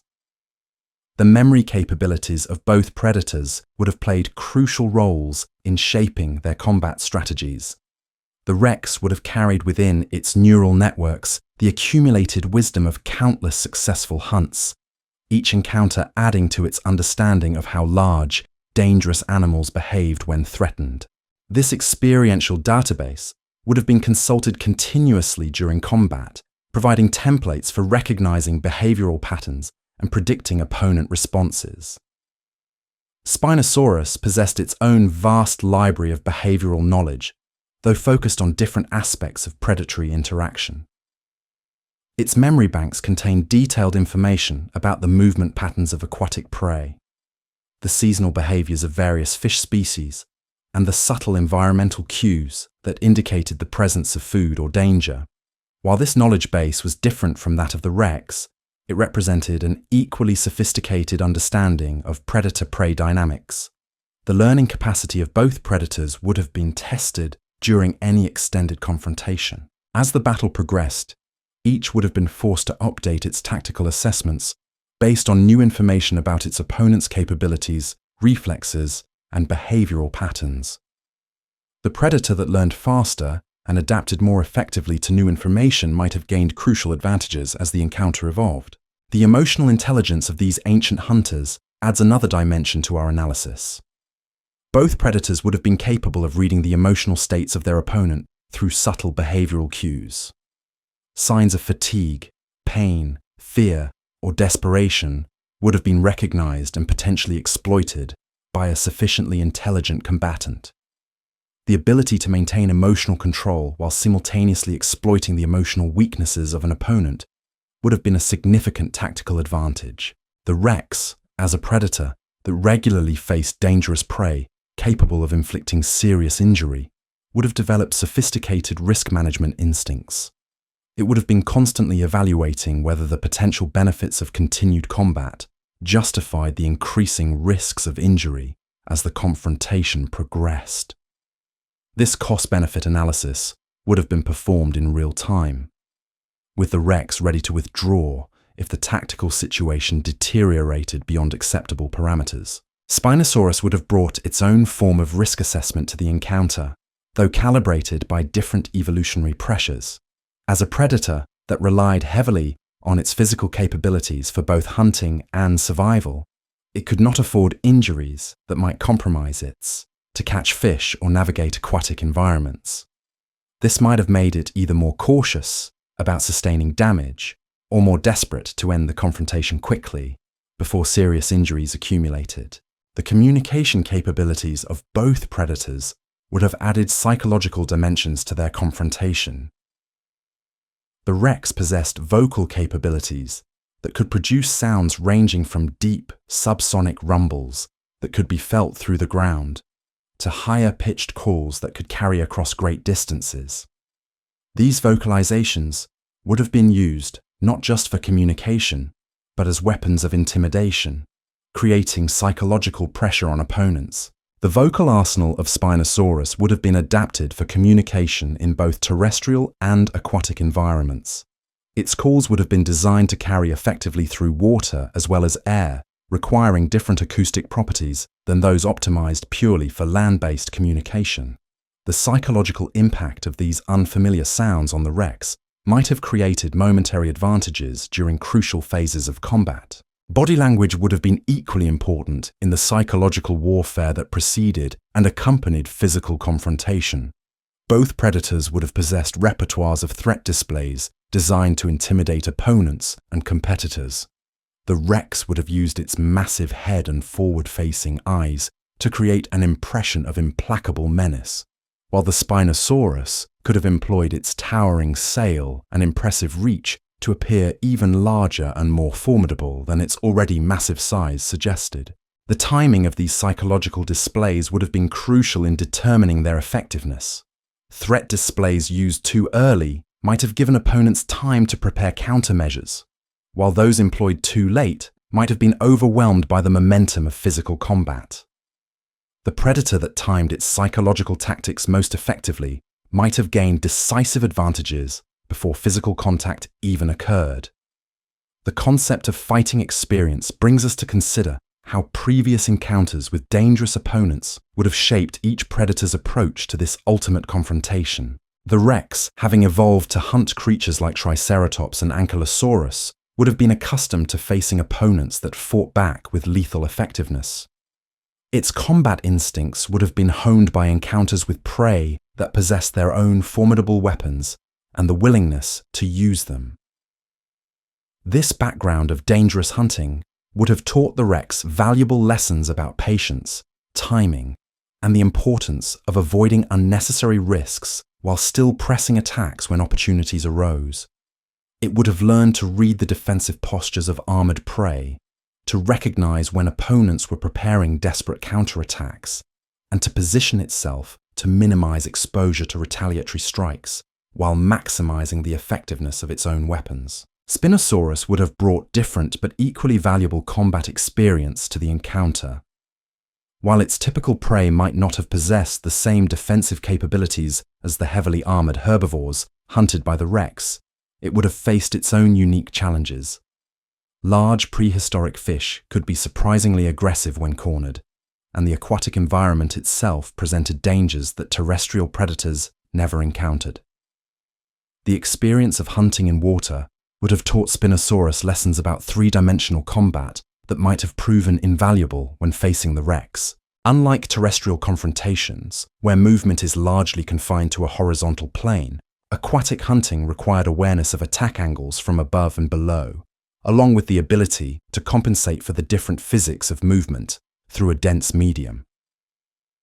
The muscular memory developed through millions of successful hunts would have been crucial in determining how each predator responded to the stress and chaos of combat. Under extreme pressure, conscious decision-making often gives way to instinctive responses burned into the nervous system through repetition. The predator, whose instinctive responses were better suited to the specific challenges of this confrontation, might have gained advantages that overcame conscious tactical planning. The role of adrenaline and other stress hormones in prehistoric combat deserves careful consideration. These chemical messengers would have flooded the systems of both predators during confrontation, enhancing certain capabilities while potentially compromising others. Increased strength, speed, and pain tolerance would have been balanced against reduced fine motor control and potentially impaired judgment. The Rex, with its massive cardiovascular system, would have been capable of sustaining high levels of stress hormone production for extended periods. This physiological robustness might have allowed it to maintain peak combat effectiveness longer than opponents with less robust circulatory systems. However, the crash that typically follows such chemical enhancement might have created windows of vulnerability if the confrontation was not resolved quickly. Spinosaurus would have experienced its own stress response patterns, though potentially calibrated differently due to its semi-aquatic lifestyle. Predators that regularly dive and hold their breath develop different cardiovascular adaptations than purely terrestrial species, potentially affecting how they respond to the physiological demands of intense combat. The sensory overload that would have accompanied such a confrontation adds another layer of complexity to our analysis. Both predators would have been processing enormous amounts of sensory information simultaneously, from the visual tracking of opponent movements to the acoustic feedback of their own vocalizations, from the tactile sensation of ground vibration to the chemical information provided by scent trails and pheromones. The ability to filter this sensory flood and focus on the most tactically relevant information would have been crucial for combat effectiveness. Predators that became overwhelmed by sensory input might have made critical tactical errors, while those that could maintain clear situational awareness throughout the chaos of battle would have possessed significant advantages. The Rex, with its exceptionally well-developed sensory systems, might have been better equipped to process multiple information streams simultaneously. Its brain structure suggests sophisticated sensory integration capabilities that would have allowed it to maintain awareness of opponent positioning, environmental hazards, and tactical opportunities even in the midst of violent confrontation. The sensory adaptations of Spinosaurus, while different, would have provided their own advantages in combat situations. Its pressure-sensitive snout could have detected subtle changes in air movement that might have warned of incoming attacks, while its hearing adaptations might have allowed it to track opponent movement even when visual contact was compromised. The question of pain tolerance and its effect on combat performance brings us to consider how each predator might have responded to the inevitable injuries that would have occurred during such a violent encounter. Both creatures would have needed to continue fighting effectively despite accumulating damage, requiring not just physical robustness, but also the mental fortitude to push through pain and maintain tactical focus. The Rex, built like a living tank, might have possessed the physical structure necessary to absorb significant damage while continuing to function. Its robust skeleton and redundant muscle systems could have allowed it to maintain combat effectiveness, even with injuries that might have incapacitated more lightly built predators. However, any damage to its crucial jaw muscles or sensory organs could have been catastrophic to its hunting ability. Spinosaurus faced different vulnerability patterns due to its more distributed weapon systems and complex body plan. While damage to its claws or arms would have been serious, its longer reach and multiple attack options might have allowed it to continue fighting effectively despite localized injuries. However, damage to its more delicate sensory adaptations or to the neural spines supporting its sail could have had cascading effects on its combat performance. The healing capabilities and recovery potential of both predators would have influenced their willingness to sustain damage during combat. Predators that could recover quickly from injuries might have been more willing to accept tactical risks that could result in wounds, while those with slower healing processes might have been more conservative in their approach to dangerous confrontations. The metabolic costs of healing would have created additional pressures on any survivor of such combat. The energy required to repair tissue damage, replace lost blood, and regrow damaged structures would have been enormous, potentially affecting hunting ability and territorial control for weeks or months following the encounter. As we delve deeper into this prehistoric puzzle, the variables continue to multiply, each adding new dimensions to an already complex analysis. The interaction between all these factors creates a tactical matrix so intricate that definitive predictions become increasingly elusive, yet the exploration itself reveals the sophisticated nature of these ancient predators and the remarkable complexity of their evolutionary solutions to the challenges of survival.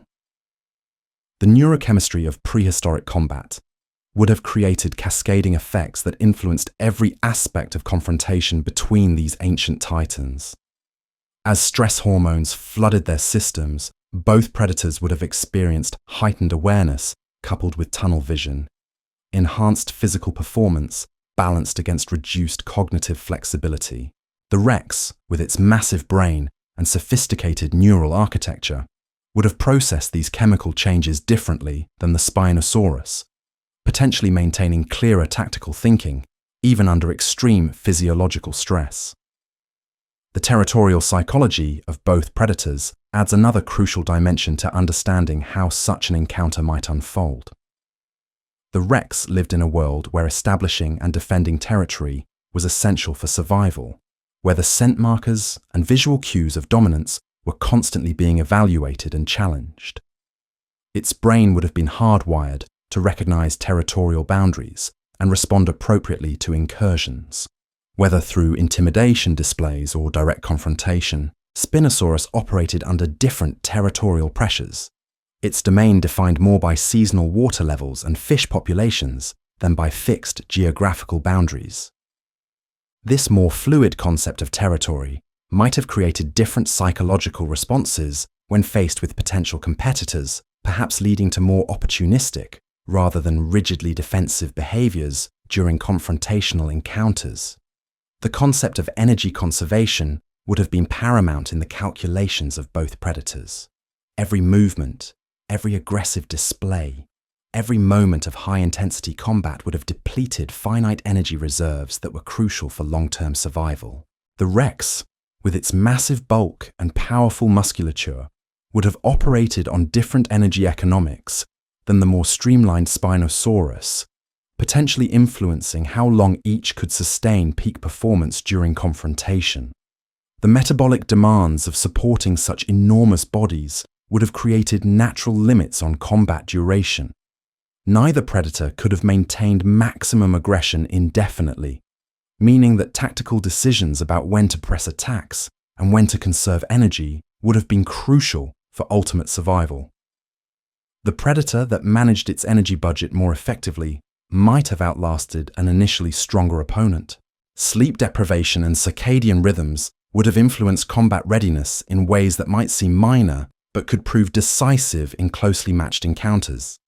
Both predators would have had preferred activity periods based on their hunting strategies and prey behaviors.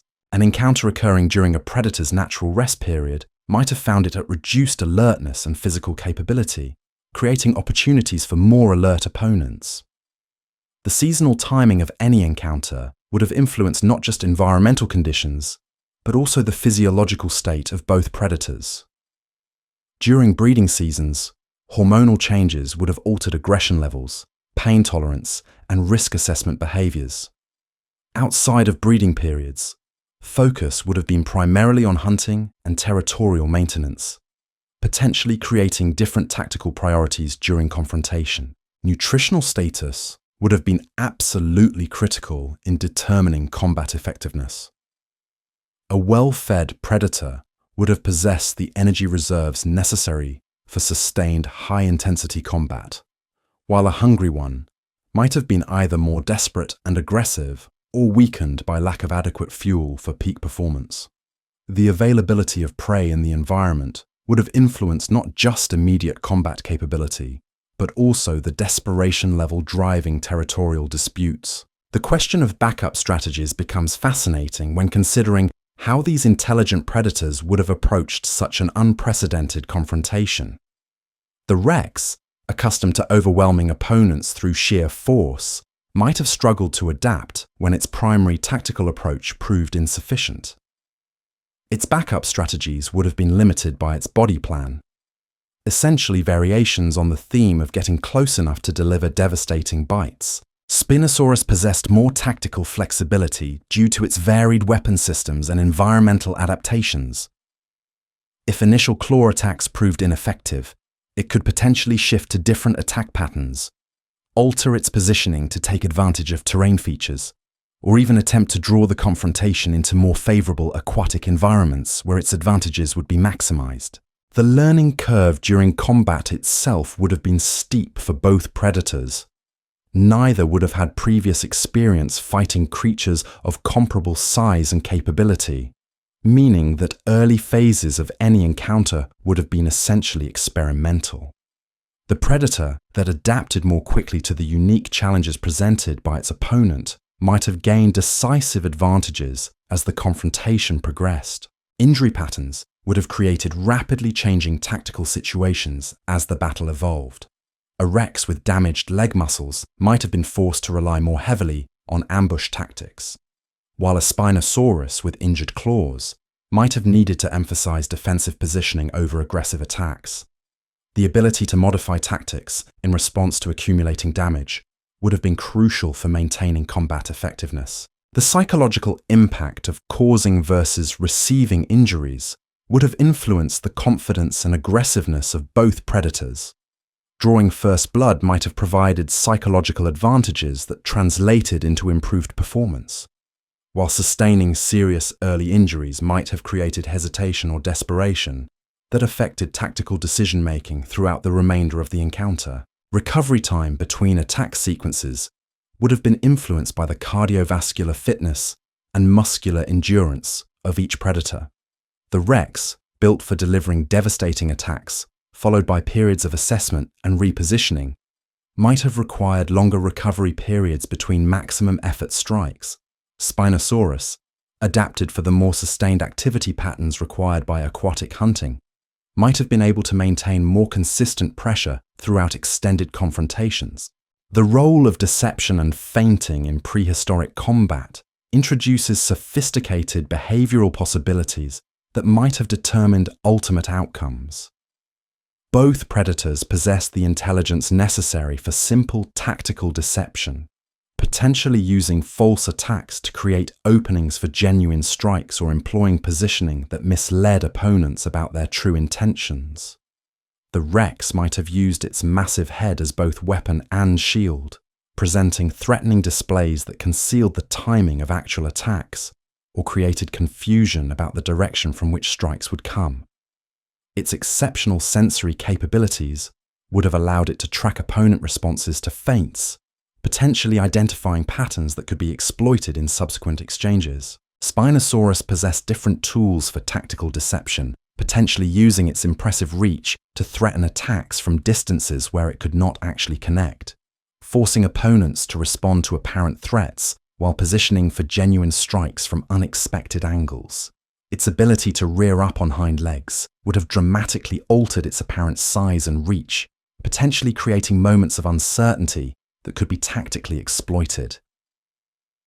The concept of battlefield awareness extends beyond simple opponent tracking to encompass understanding of terrain features, environmental hazards, and potential escape routes.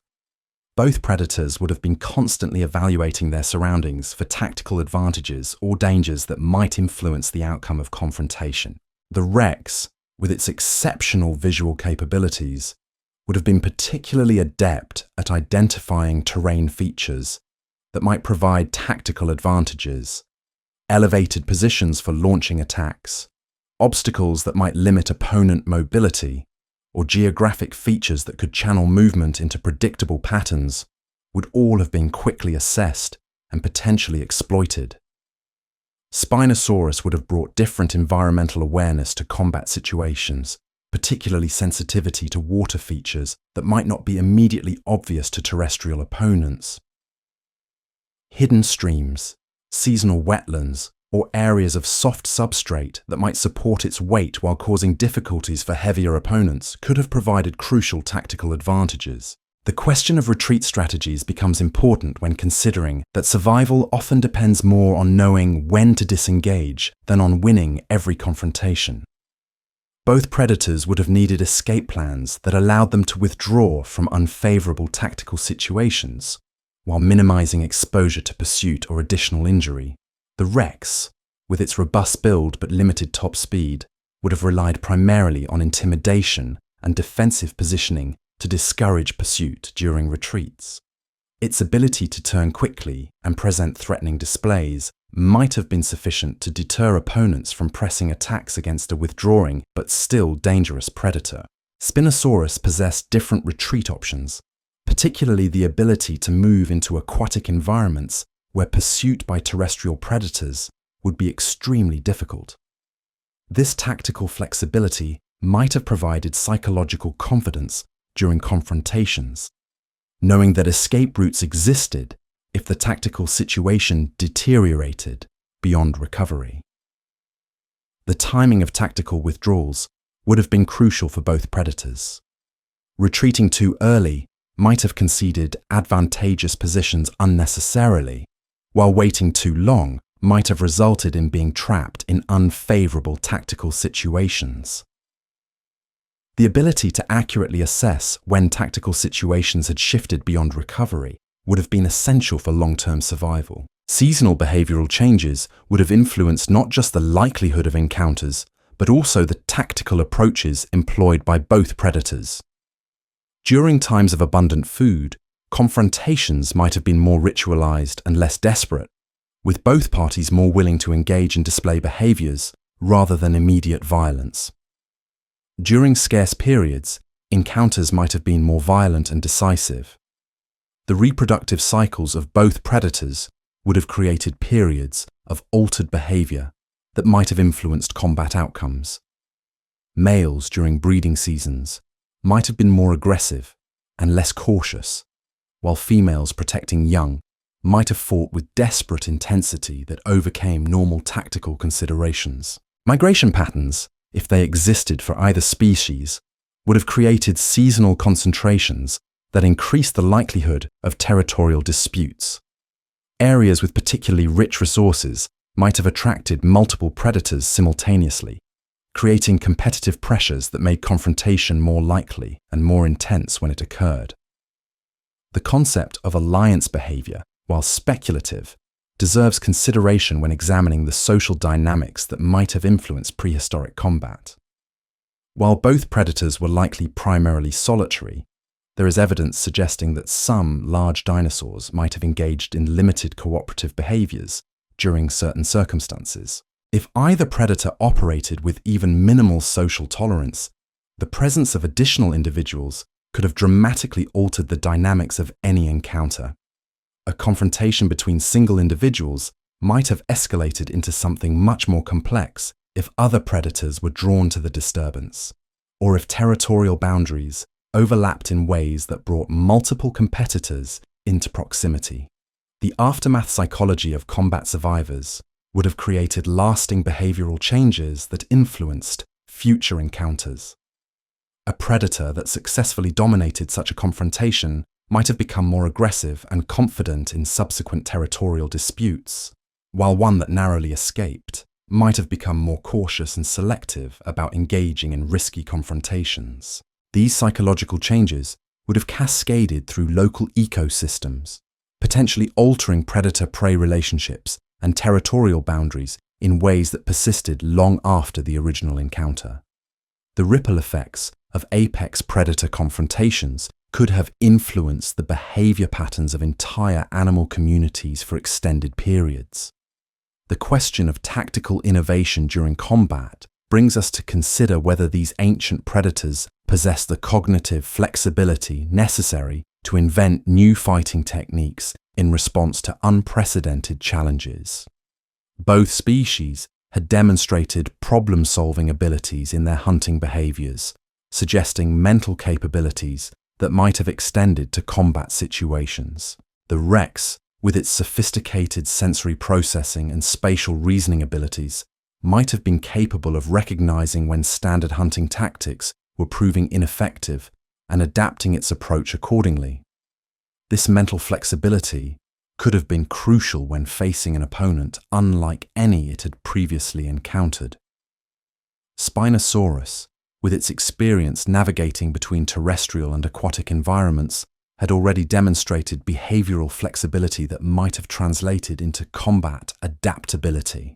Its ability to modify hunting techniques based on environmental conditions suggests cognitive capabilities that could have been applied to tactical problem-solving during confrontation. The role of instinct versus conscious decision-making in prehistoric combat remains one of the most intriguing aspects of this analysis. While both predators possess significant intelligence, much of their behavior would have been driven by deeply ingrained instinctive responses developed over millions of years of evolution. The balance between instinctive reactions and conscious tactical planning would have been constantly shifting throughout any encounter. Initial responses would likely have been largely instinctive, based on patterns developed through countless previous hunting experiences. As the confrontation progressed and novel situations arose, conscious problem-solving might have become more important. The predator that achieved the optimal balance between reliable instinctive responses and flexible conscious adaptation might have gained crucial advantages in the complex tactical environment of apex predator confrontation. Too much reliance on instinct might have led to predictable behavior patterns that could be exploited, while too much conscious deliberation might have resulted in fatally slow responses to rapidly changing tactical situations. The concept of tactical momentum in prehistoric combat introduces the idea that early advantages might have compounded throughout an encounter, making initial positioning and first strikes disproportionately important to ultimate outcomes. A predator that gained early tactical advantages might have been able to press those advantages into decisive victory. The Rex, with its devastating bite force, would have been particularly capable of creating such momentum shifts. A successful early bite could have inflicted injuries severe enough to compromise opponent mobility and fighting capability, potentially ending the confrontation quickly rather than allowing it to develop into a prolonged battle of attrition. Spinosaurus would have needed to rely on different mechanisms for creating tactical momentum, potentially using its reach advantages to accumulate multiple smaller injuries that eventually compromised opponent effectiveness. Its strategy might have been more focused on preventing the Rex from achieving the close-range positioning necessary for delivering devastating bites. The environmental acoustics of such confrontations would have created communication challenges that might have influenced tactical coordination if either predator operated with social partners. The sounds of combat itself, from vocalizations to the physical impacts of attacks, would have masked other acoustic cues that predators relied upon for situational awareness. These acoustic effects might have attracted or repelled other animals in the vicinity, potentially creating additional complications for the combatants. Scavengers drawn by sounds of conflict might have created distractions or additional threats, while other predators might have been deterred by the obvious presence of apex competitors in the area. The dust, debris, and other visual obscurants created by intense physical combat would have progressively degraded visual tracking capabilities as encounters continued. Both predators would have needed to rely increasingly on non-visual senses as sight lines became compromised by the environmental effects of their own conflict. This sensory degradation would have favored the predator with the most robust alternative sensory capabilities. The Rex, with its exceptional olfactory and auditory systems, might have been better equipped to maintain situational awareness as visual conditions deteriorated. Spinosaurus, with its pressure-sensitive adaptations, might have been able to detect opponent movement through tactile cues, even when visibility was compromised. The question of weapon effectiveness against different target areas brings us to consider how the specific anatomical vulnerabilities of each predator might have influenced tactical targeting decisions. Both creatures possessed areas of relative strength and weakness that intelligent opponents might have attempted to exploit. The Rex presented a target profile characterized by massive strength in the head and neck region, but potential vulnerabilities in its relatively smaller arms and more lightly muscled posterior regions. An intelligent opponent might have attempted to attack from angles that avoided the devastating bite, while targeting areas where injuries might compromise mobility or balance. Spinosaurus offered different tactical targeting opportunities, with its elongated body plan creating both advantages and potential weaknesses. While its reach and multiple weapon systems provided offensive advantages, the same features might have created vulnerable points that could be exploited by opponents capable of closing distance successfully. The armor-like qualities of different body regions would have influenced weapon effectiveness in ways that determined optimal tactical approaches. Both predators possessed areas of heavy bone and muscle that might have resisted even powerful attacks, as well as more vulnerable regions where successful strikes could inflict disproportionate damage. The healing time required for different types of injuries would have influenced the long-term consequences of tactical decisions made during combat.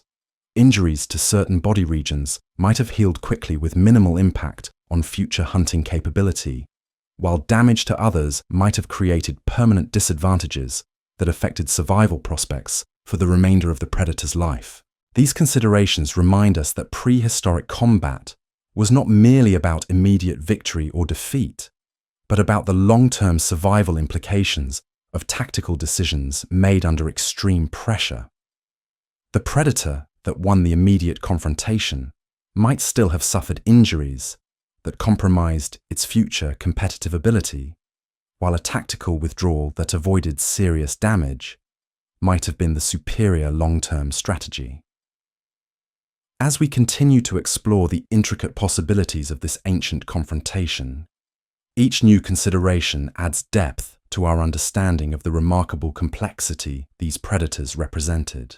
They were not simple killing machines, but sophisticated organisms capable of complex behaviors, tactical thinking, and adaptive responses to unprecedented challenges.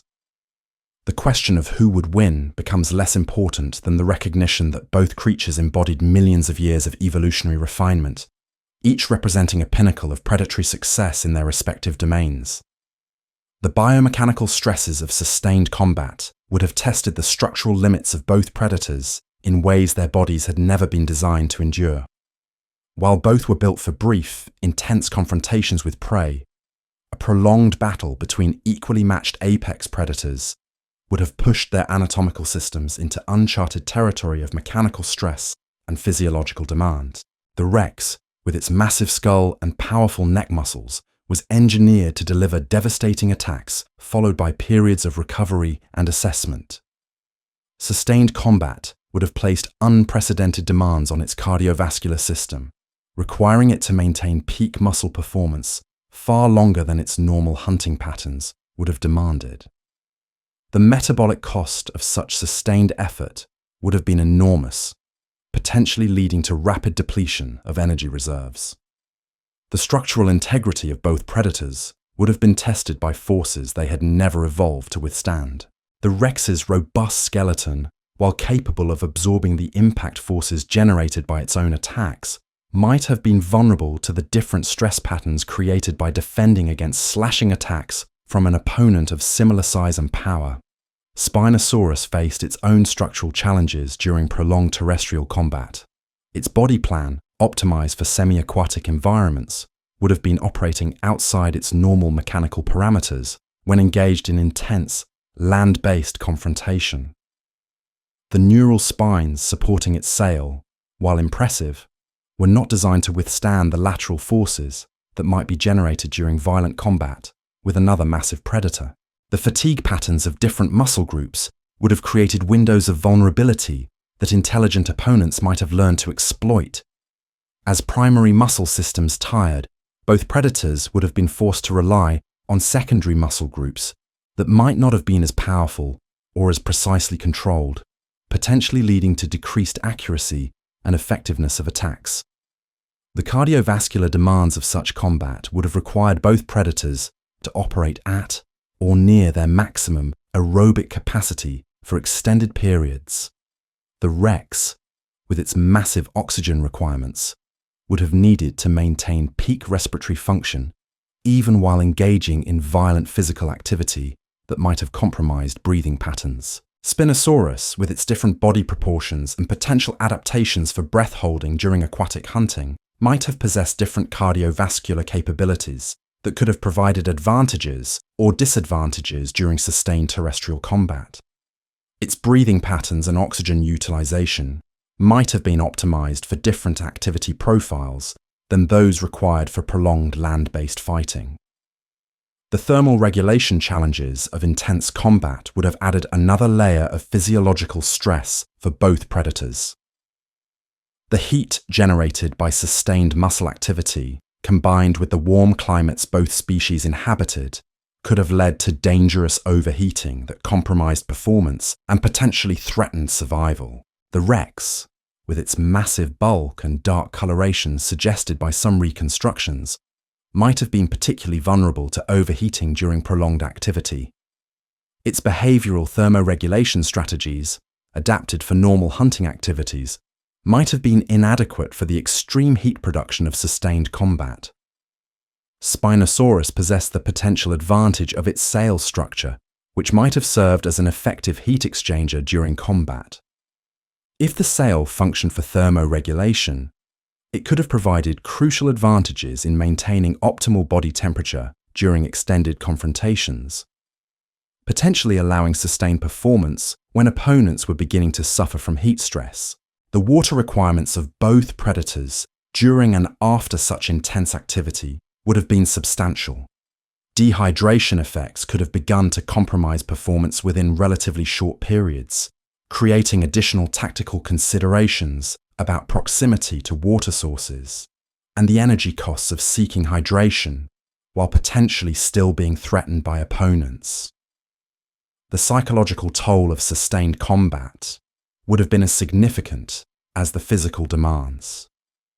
Neither predator would have been accustomed to facing opponents that could not be quickly overwhelmed or driven off, creating stress responses that might have affected judgment and tactical decision-making as encounters progressed.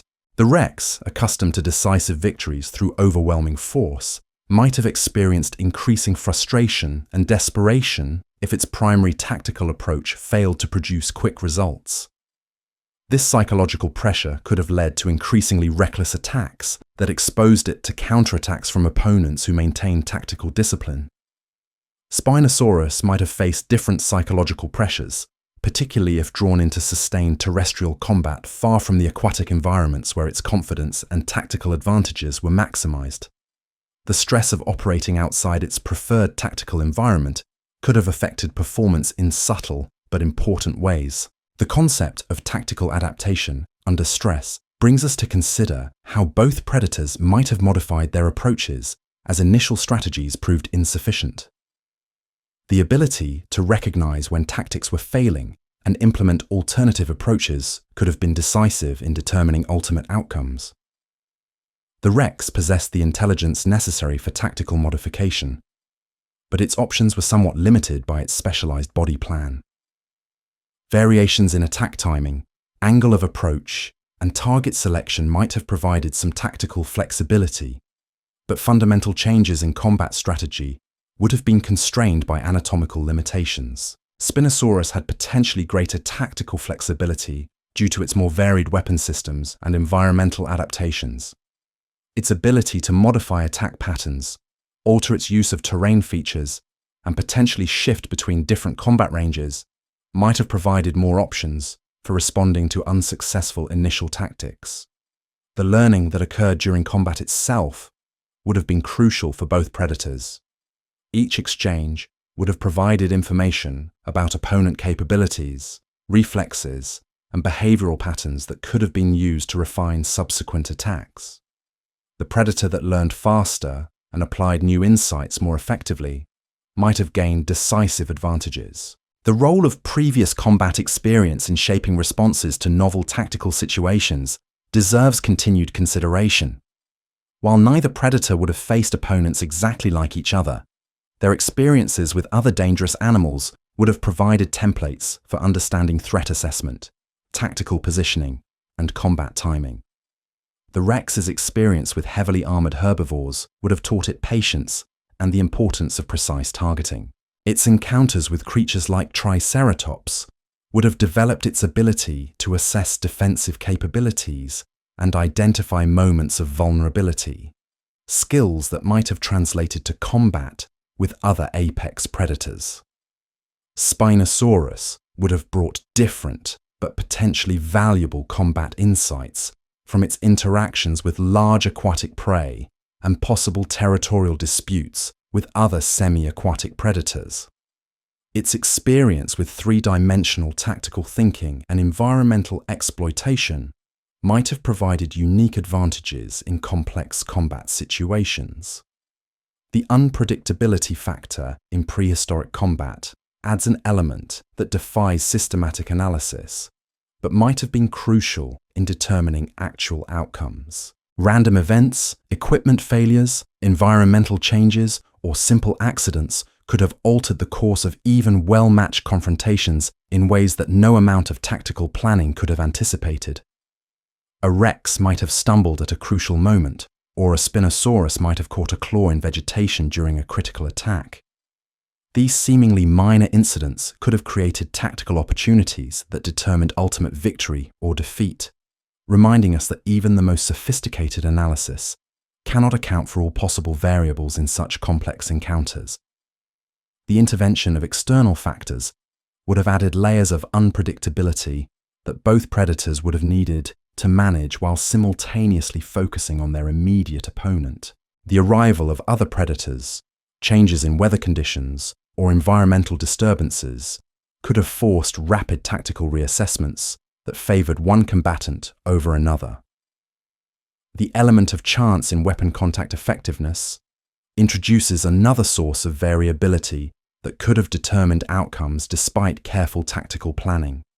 Even perfectly executed attacks might have failed to achieve their intended effects due to slight variations in contact angle, target positioning, or defensive responses that redirected force away from vulnerable areas.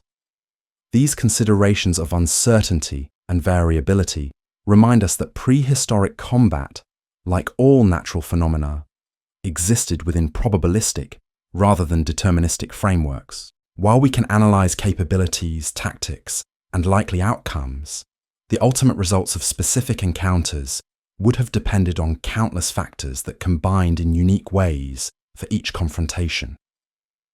As our exploration of this ancient mystery continues to deepen, we find ourselves not closer to a definitive answer, but rather more appreciative of the extraordinary complexity these magnificent predators represented. Each new layer of analysis reveals additional sophistication in their evolutionary adaptations and behavioral capabilities, reinforcing the recognition that both creatures were masterpieces of natural selection, perfectly crafted for success in their respective worlds. The question of sensory overload during such an intense confrontation brings us into territory that challenges our understanding of how these ancient minds would have processed the chaos of battle. Both predators possess sophisticated sensory systems that had evolved to gather and process information in their respective hunting environments. Yet the sensory assault of combat with an equally formidable opponent would have tested these systems in ways they had never been designed to handle. The Rex would have found itself bombarded with sensory input from multiple sources simultaneously.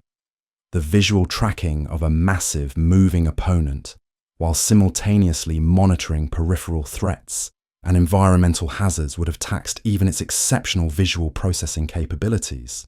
The acoustic environment would have been filled with vocalizations, ground vibrations, and the sounds of physical impact, creating a cacophony that might have masked crucial auditory cues about opponent positioning and intentions. The chemical landscape would have been equally complex, with stress pheromones, blood scents, and territorial markers, creating an olfactory storm that the Rex's sensitive nose would have been compelled to process and interpret. In normal hunting situations, these chemical signals would have provided clear information about prey condition and environmental status.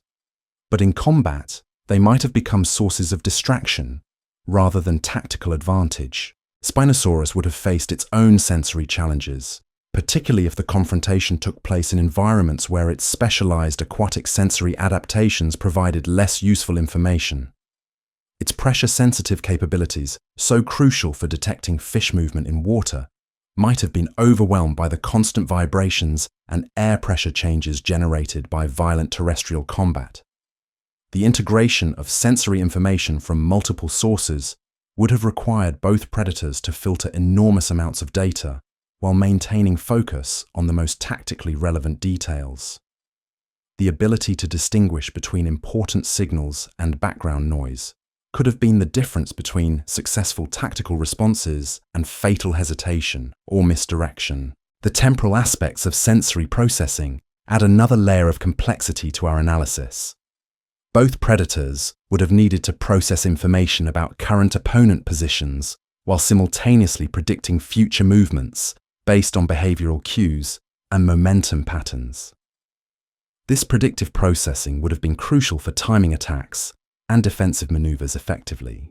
The Rex, with its experience hunting fast-moving prey, would have developed sophisticated predictive algorithms for tracking and intercepting targets. These same capabilities would have been essential for combat with an opponent capable of rapid position changes and unexpected attack angles.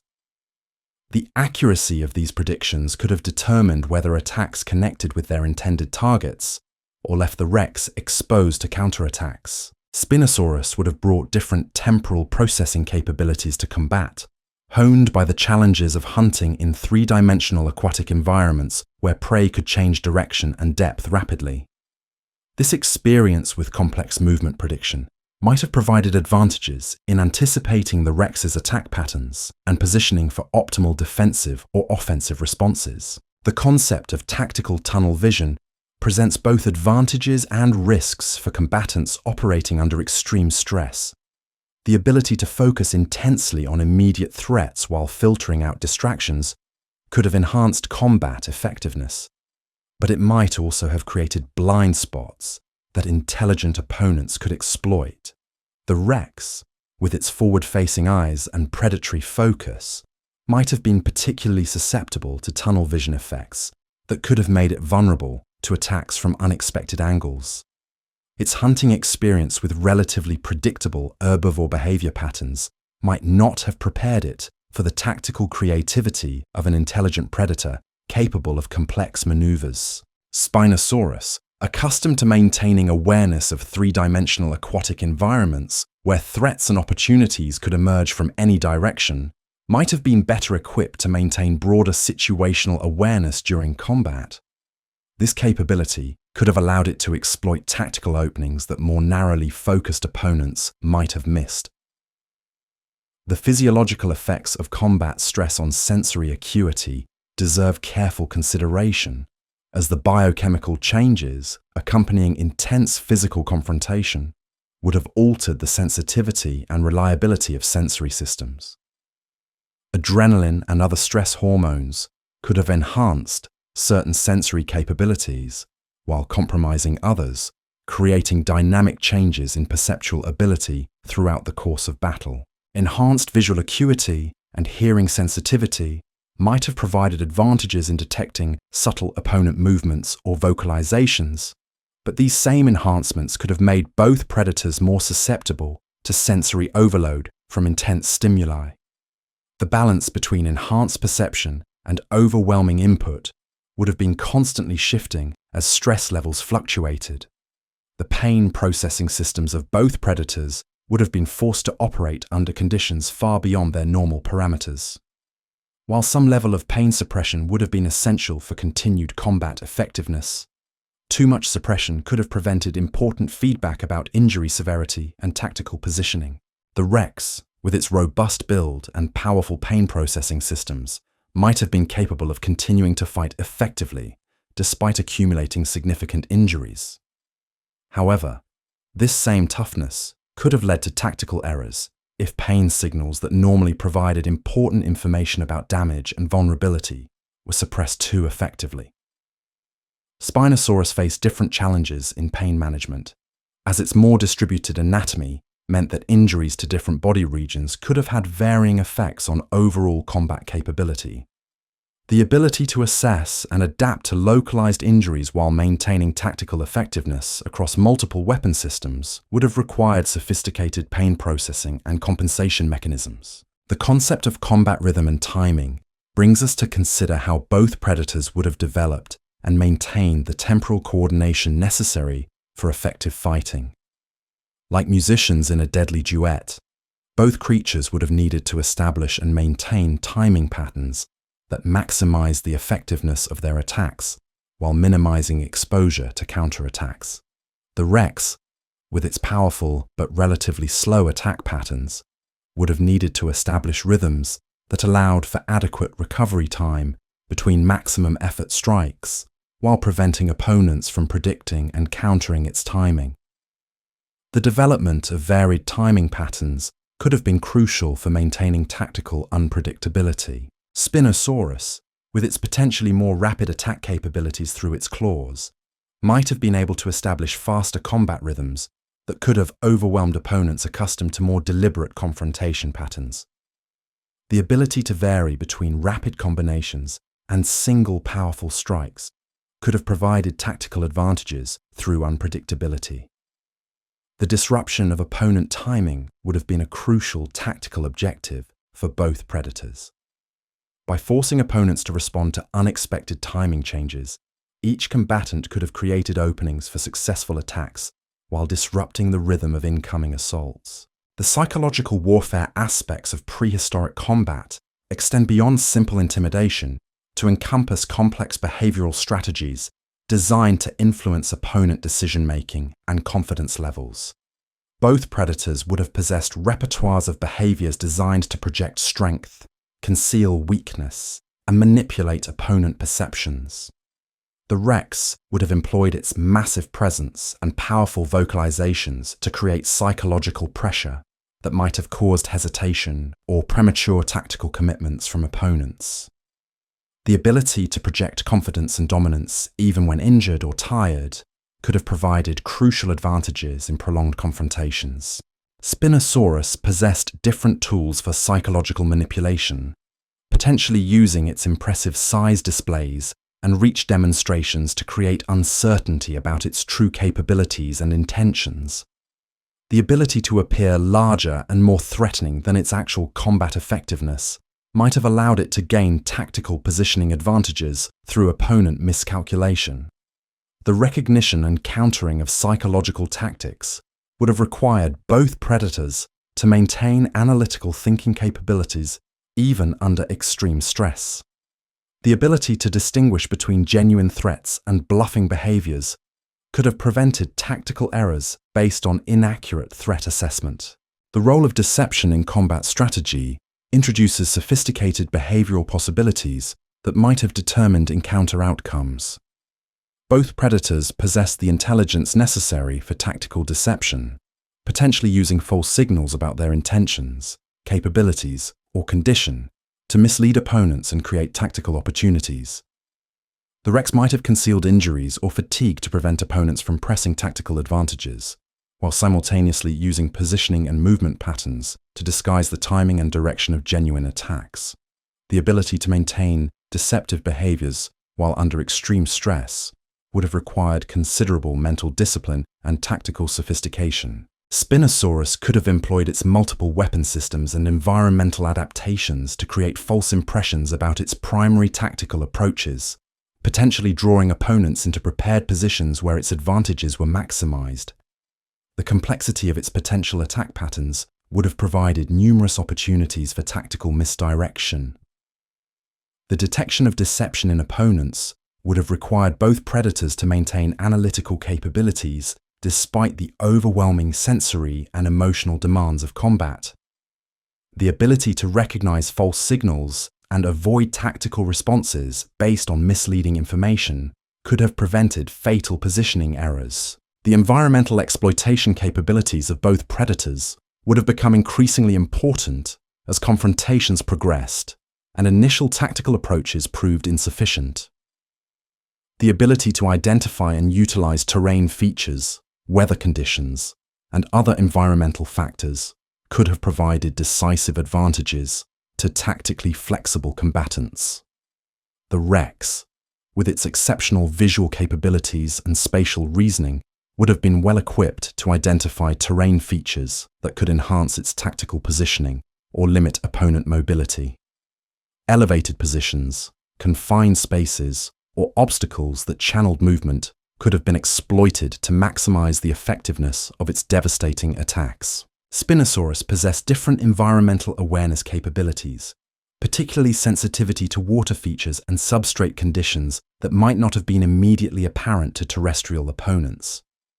Its ability to recognize and exploit aquatic opportunities could have provided escape routes or tactical advantages that purely land-based predators might not have anticipated.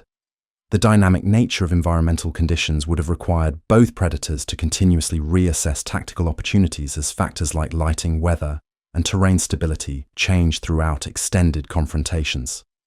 The ability to adapt tactical approaches to evolving environmental conditions could have been crucial for maintaining combat effectiveness. The concept of tactical reserves and resource management introduces economic considerations into prehistoric combat analysis. Both predators would have needed to balance immediate tactical needs against the requirement to maintain sufficient reserves for continued survival after combat concluded, regardless of the immediate outcome.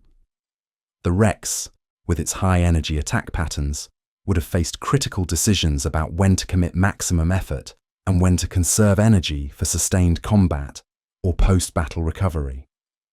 The ability to accurately assess tactical situations and allocate energy resources appropriately could have determined both immediate and long-term survival prospects. Spinosaurus might have possessed more efficient energy utilization patterns due to its semi-aquatic adaptations, potentially allowing it to maintain combat effectiveness for longer periods without depleting critical reserves. However, operating in terrestrial environments outside its optimal efficiency range could have altered these calculations significantly. The post-combat recovery requirements for both predators would have influenced tactical decision-making throughout confrontations. The predator that better anticipated and planned for post-battle needs might have made tactical choices that sacrificed short-term advantages for long-term survival benefits. The question of territorial consequences extends our analysis beyond immediate combat outcomes to consider the broader ecological and behavioral implications of such confrontations. Victory or defeat in apex predator encounters would have created ripple effects throughout local ecosystems that could have persisted for years. The establishment of new territorial boundaries following such confrontations would have affected not only the immediate participants, but also other predators, prey species, and scavenger populations throughout affected regions. The ability to successfully defend expanded territories after combat could have been as important as winning the initial confrontation. The psychological effects of victory or defeat would have influenced future territorial behaviors and competitive interactions for both survivors and other predators who witnessed or learned about the encounter. These behavioral changes could have altered predator-prey dynamics across entire ecosystems. The demonstration effects of apex predator confrontations would have provided information to other animals about relative strength, tactical capabilities, and territorial boundaries that might not have been apparent through normal behavioral interactions. This information could have influenced competitive relationships and territorial arrangements throughout local animal communities. As we continue to explore the multitude of factors that would have influenced such prehistoric confrontations, the complexity becomes almost overwhelming. Yet each new consideration deepens our appreciation for the remarkable sophistication these ancient predators represented. They were far more than simple killing machines, but rather complex biological systems capable of sophisticated behaviors, tactical thinking, and adaptive responses to unprecedented challenges. The integration of all these factors into a comprehensive understanding of prehistoric combat reveals that the question of ultimate victory cannot be answered through simple comparisons of size, strength, or weaponry. The outcome would have depended on an intricate web of variables that combined in unique ways for each potential encounter, creating scenarios where slight advantages in one area might have been offset by disadvantages in another. The recognition that both the Tyrannosaurus rex and Spinosaurus represented evolutionary peaks in their respective domains adds profound respect for their achievements as biological entities. Each was the product of millions of years of refinement, shaped by specific environmental pressures and ecological challenges into forms of terrible beauty and devastating effectiveness. The hypothetical nature of their confrontation allows us to explore not just questions of combat effectiveness, but broader themes about adaptation, specialization, and the diverse paths evolution has taken in creating successful predatory strategies. Both approaches to apex predation were valid and successful in their respective contexts, reminding us that nature rarely provides single solutions to the challenges of survival. The continuing fascination with such prehistoric confrontations speaks to something deeper in human nature than simple curiosity about ancient violence. These creatures represent power and majesty on scales that dwarf human experience, embodying natural forces that command both respect and wonder. In contemplating their hypothetical meeting, we engage with questions about strength, strategy, and survival that resonate across all scales of life. The scientific method allows us to approach such questions with analytical rigor while acknowledging the limits of our knowledge and the uncertainties inherent in reconstructing behaviors from incomplete fossil evidence. Each new discovery adds pieces to the puzzle, while simultaneously revealing how much more remains to be learned about these magnificent creatures and the worlds they inhabited. The educational value of exploring such hypothetical scenarios extends beyond simple entertainment to encompass lessons about evolution, ecology, biomechanics, and the scientific process itself. By engaging with complex questions that have no simple answers, we develop analytical skills and scientific thinking patterns that apply to many other areas of inquiry and understanding. The preservation and study of fossil evidence remains crucial for continuing to expand our knowledge of these ancient predators and their capabilities. Each new specimen discovered adds to our understanding of their anatomy, behavior, and ecological roles, bringing us closer to accurate reconstructions of their lives and capabilities. The technological advances in paleontological research continue to reveal new insights about prehistoric life that were impossible to obtain through earlier analytical methods. From CT scanning of fossilized skulls to biomechanical modeling of ancient locomotion, modern science continues to breathe new life into our understanding of these vanished worlds. The interdisciplinary nature of such research, combining paleontology, biology, physics, and computer modeling, demonstrates how complex questions require diverse approaches and expertise. The collaboration between specialists in different fields creates opportunities for insights that no single discipline could achieve independently. The public fascination with dinosaurs and prehistoric life provides unique opportunities for science education and outreach, engaging audiences with complex scientific concepts through the compelling narratives of ancient life. The dramatic nature of these creatures and their stories creates emotional connections that can inspire deeper interest in scientific learning and careers. The question of intelligence and learning capacity during combat brings us deeper into the neural capabilities these ancient titans possessed. Both predators would have been processing enormous amounts of information while simultaneously executing complex physical maneuvers under life-threatening stress. The Rex, with its highly developed brain structure, would have been constantly analyzing its opponent's movement patterns, searching for behavioral tells that might predict incoming attacks or reveal moments of vulnerability. This cognitive processing would have occurred at lightning speed, with neural pathways honed by millions of years of predatory evolution firing in rapid succession. The Rex's brain would have been running multiple analytical programs simultaneously, tracking opponent positioning, calculating optimal attack angles, monitoring its own energy reserves, and maintaining awareness of environmental factors that could influence the confrontation's outcome. The learning algorithms embedded within the Rex's neural architecture would have been continuously updating their assessments based on new information gathered during each exchange. Every failed attack would have provided data about opponent reflexes and defensive capabilities, while successful strikes would have reinforced tactical approaches that proved effective. This real-time learning capacity could have been crucial in adapting to an opponent, unlike any the Rex had previously encountered. Spinosaurus brought different, but equally sophisticated, cognitive capabilities to such confrontations. Its brain had been shaped by the complex challenges of semi-aquatic hunting, where success required three-dimensional thinking and the ability to predict movement patterns in fluid environments. This cognitive flexibility might have translated into superior tactical adaptability when facing unprecedented combat scenarios. The neural pathways that allowed Spinosaurus to track fast-moving fish through murky water would have been repurposed for tracking the movements of a massive terrestrial opponent. Its experience with prey that could disappear instantly into aquatic refuges had taught it to maintain multiple tactical options simultaneously, a capability that could have proven invaluable when facing an opponent as formidable as the Rex. The stress response patterns of both predators would have influenced their cognitive performance in ways that could have determined ultimate outcomes.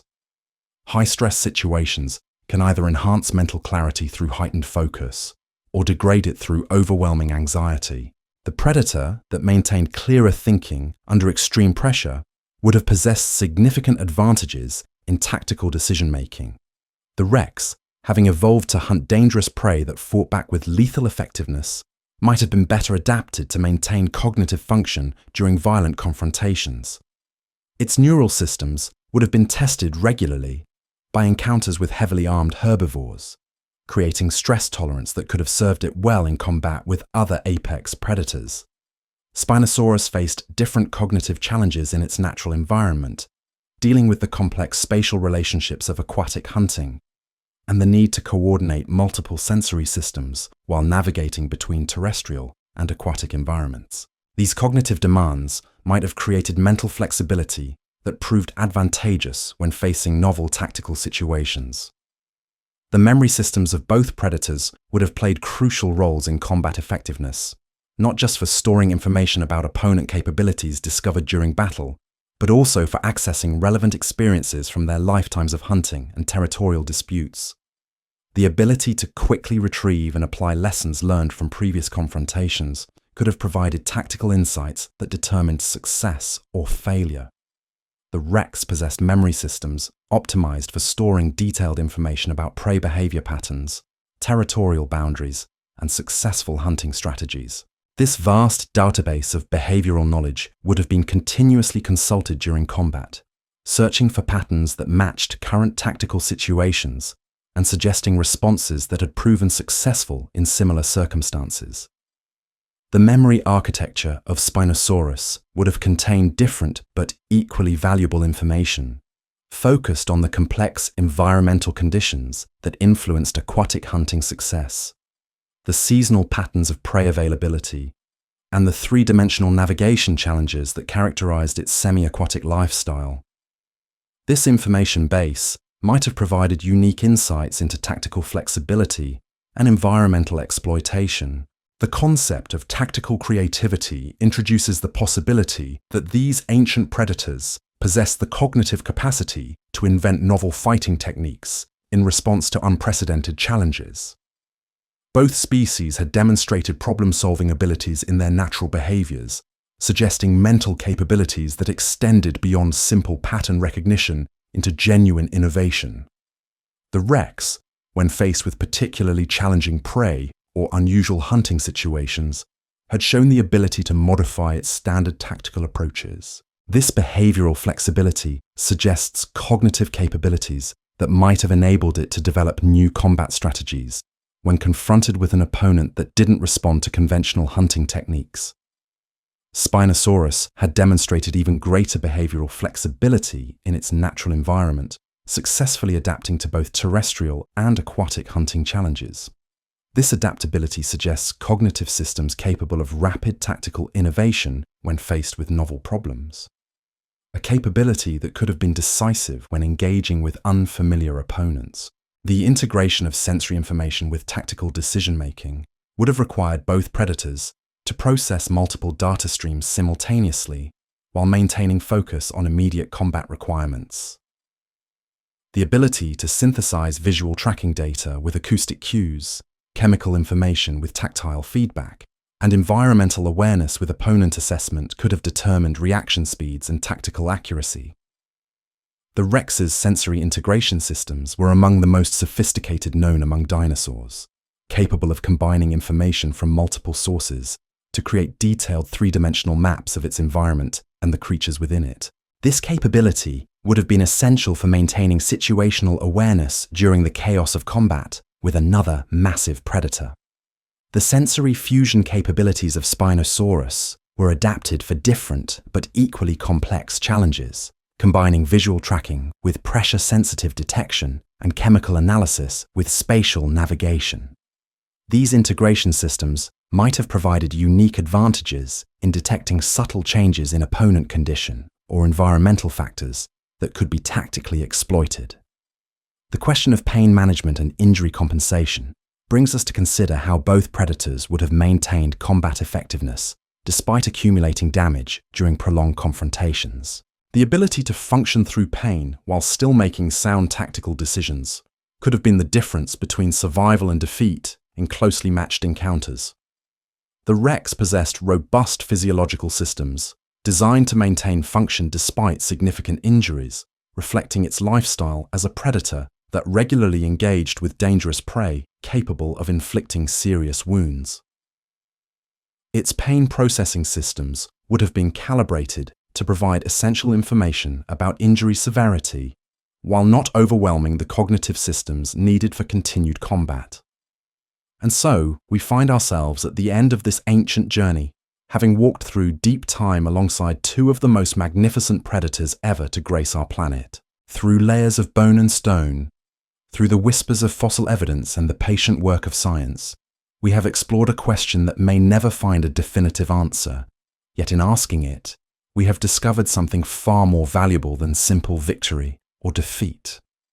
The truth that emerges from our exploration is not about which creature would triumph, but about the breathtaking complexity of life itself.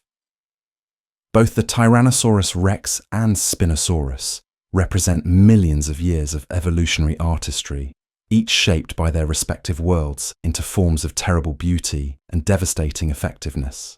They were not competitors in life, separated as they were by vast gulfs of time and geography, but they remain eternal symbols of nature's endless creativity in solving the challenges of survival. In the rex, we see the pinnacle of terrestrial dominance, a predator built like a living siege engine, designed to overwhelm through sheer force and precision. In Spinosaurus, we witness the elegance of adaptation, a creature that found its path between two worlds, mastering both land and water with equal grace.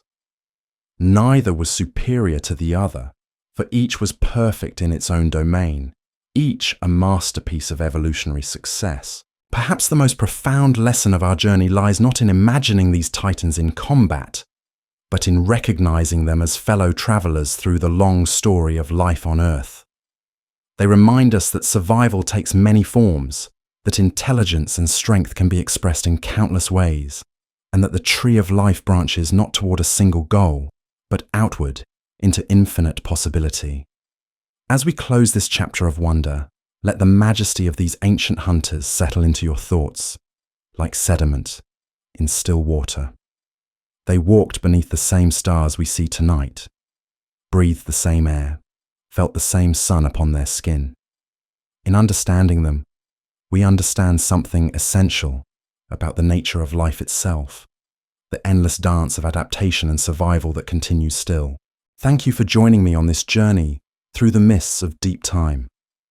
If these quiet explorations of ancient mysteries have stirred something within you, I invite you to like and subscribe, helping others discover these stories that bridge the gap between wonder and knowledge. Share your thoughts in the comments below. Tell me where in the world you are listening from, and what questions about the ancient past call to you most strongly. The fossils sleep in stone, but their stories live on in our imagination, reminding us that we are part of something far grander than ourselves, participants in a story that stretches back through deep time and forward into mysteries yet to be revealed. Sleep well and dream of giants.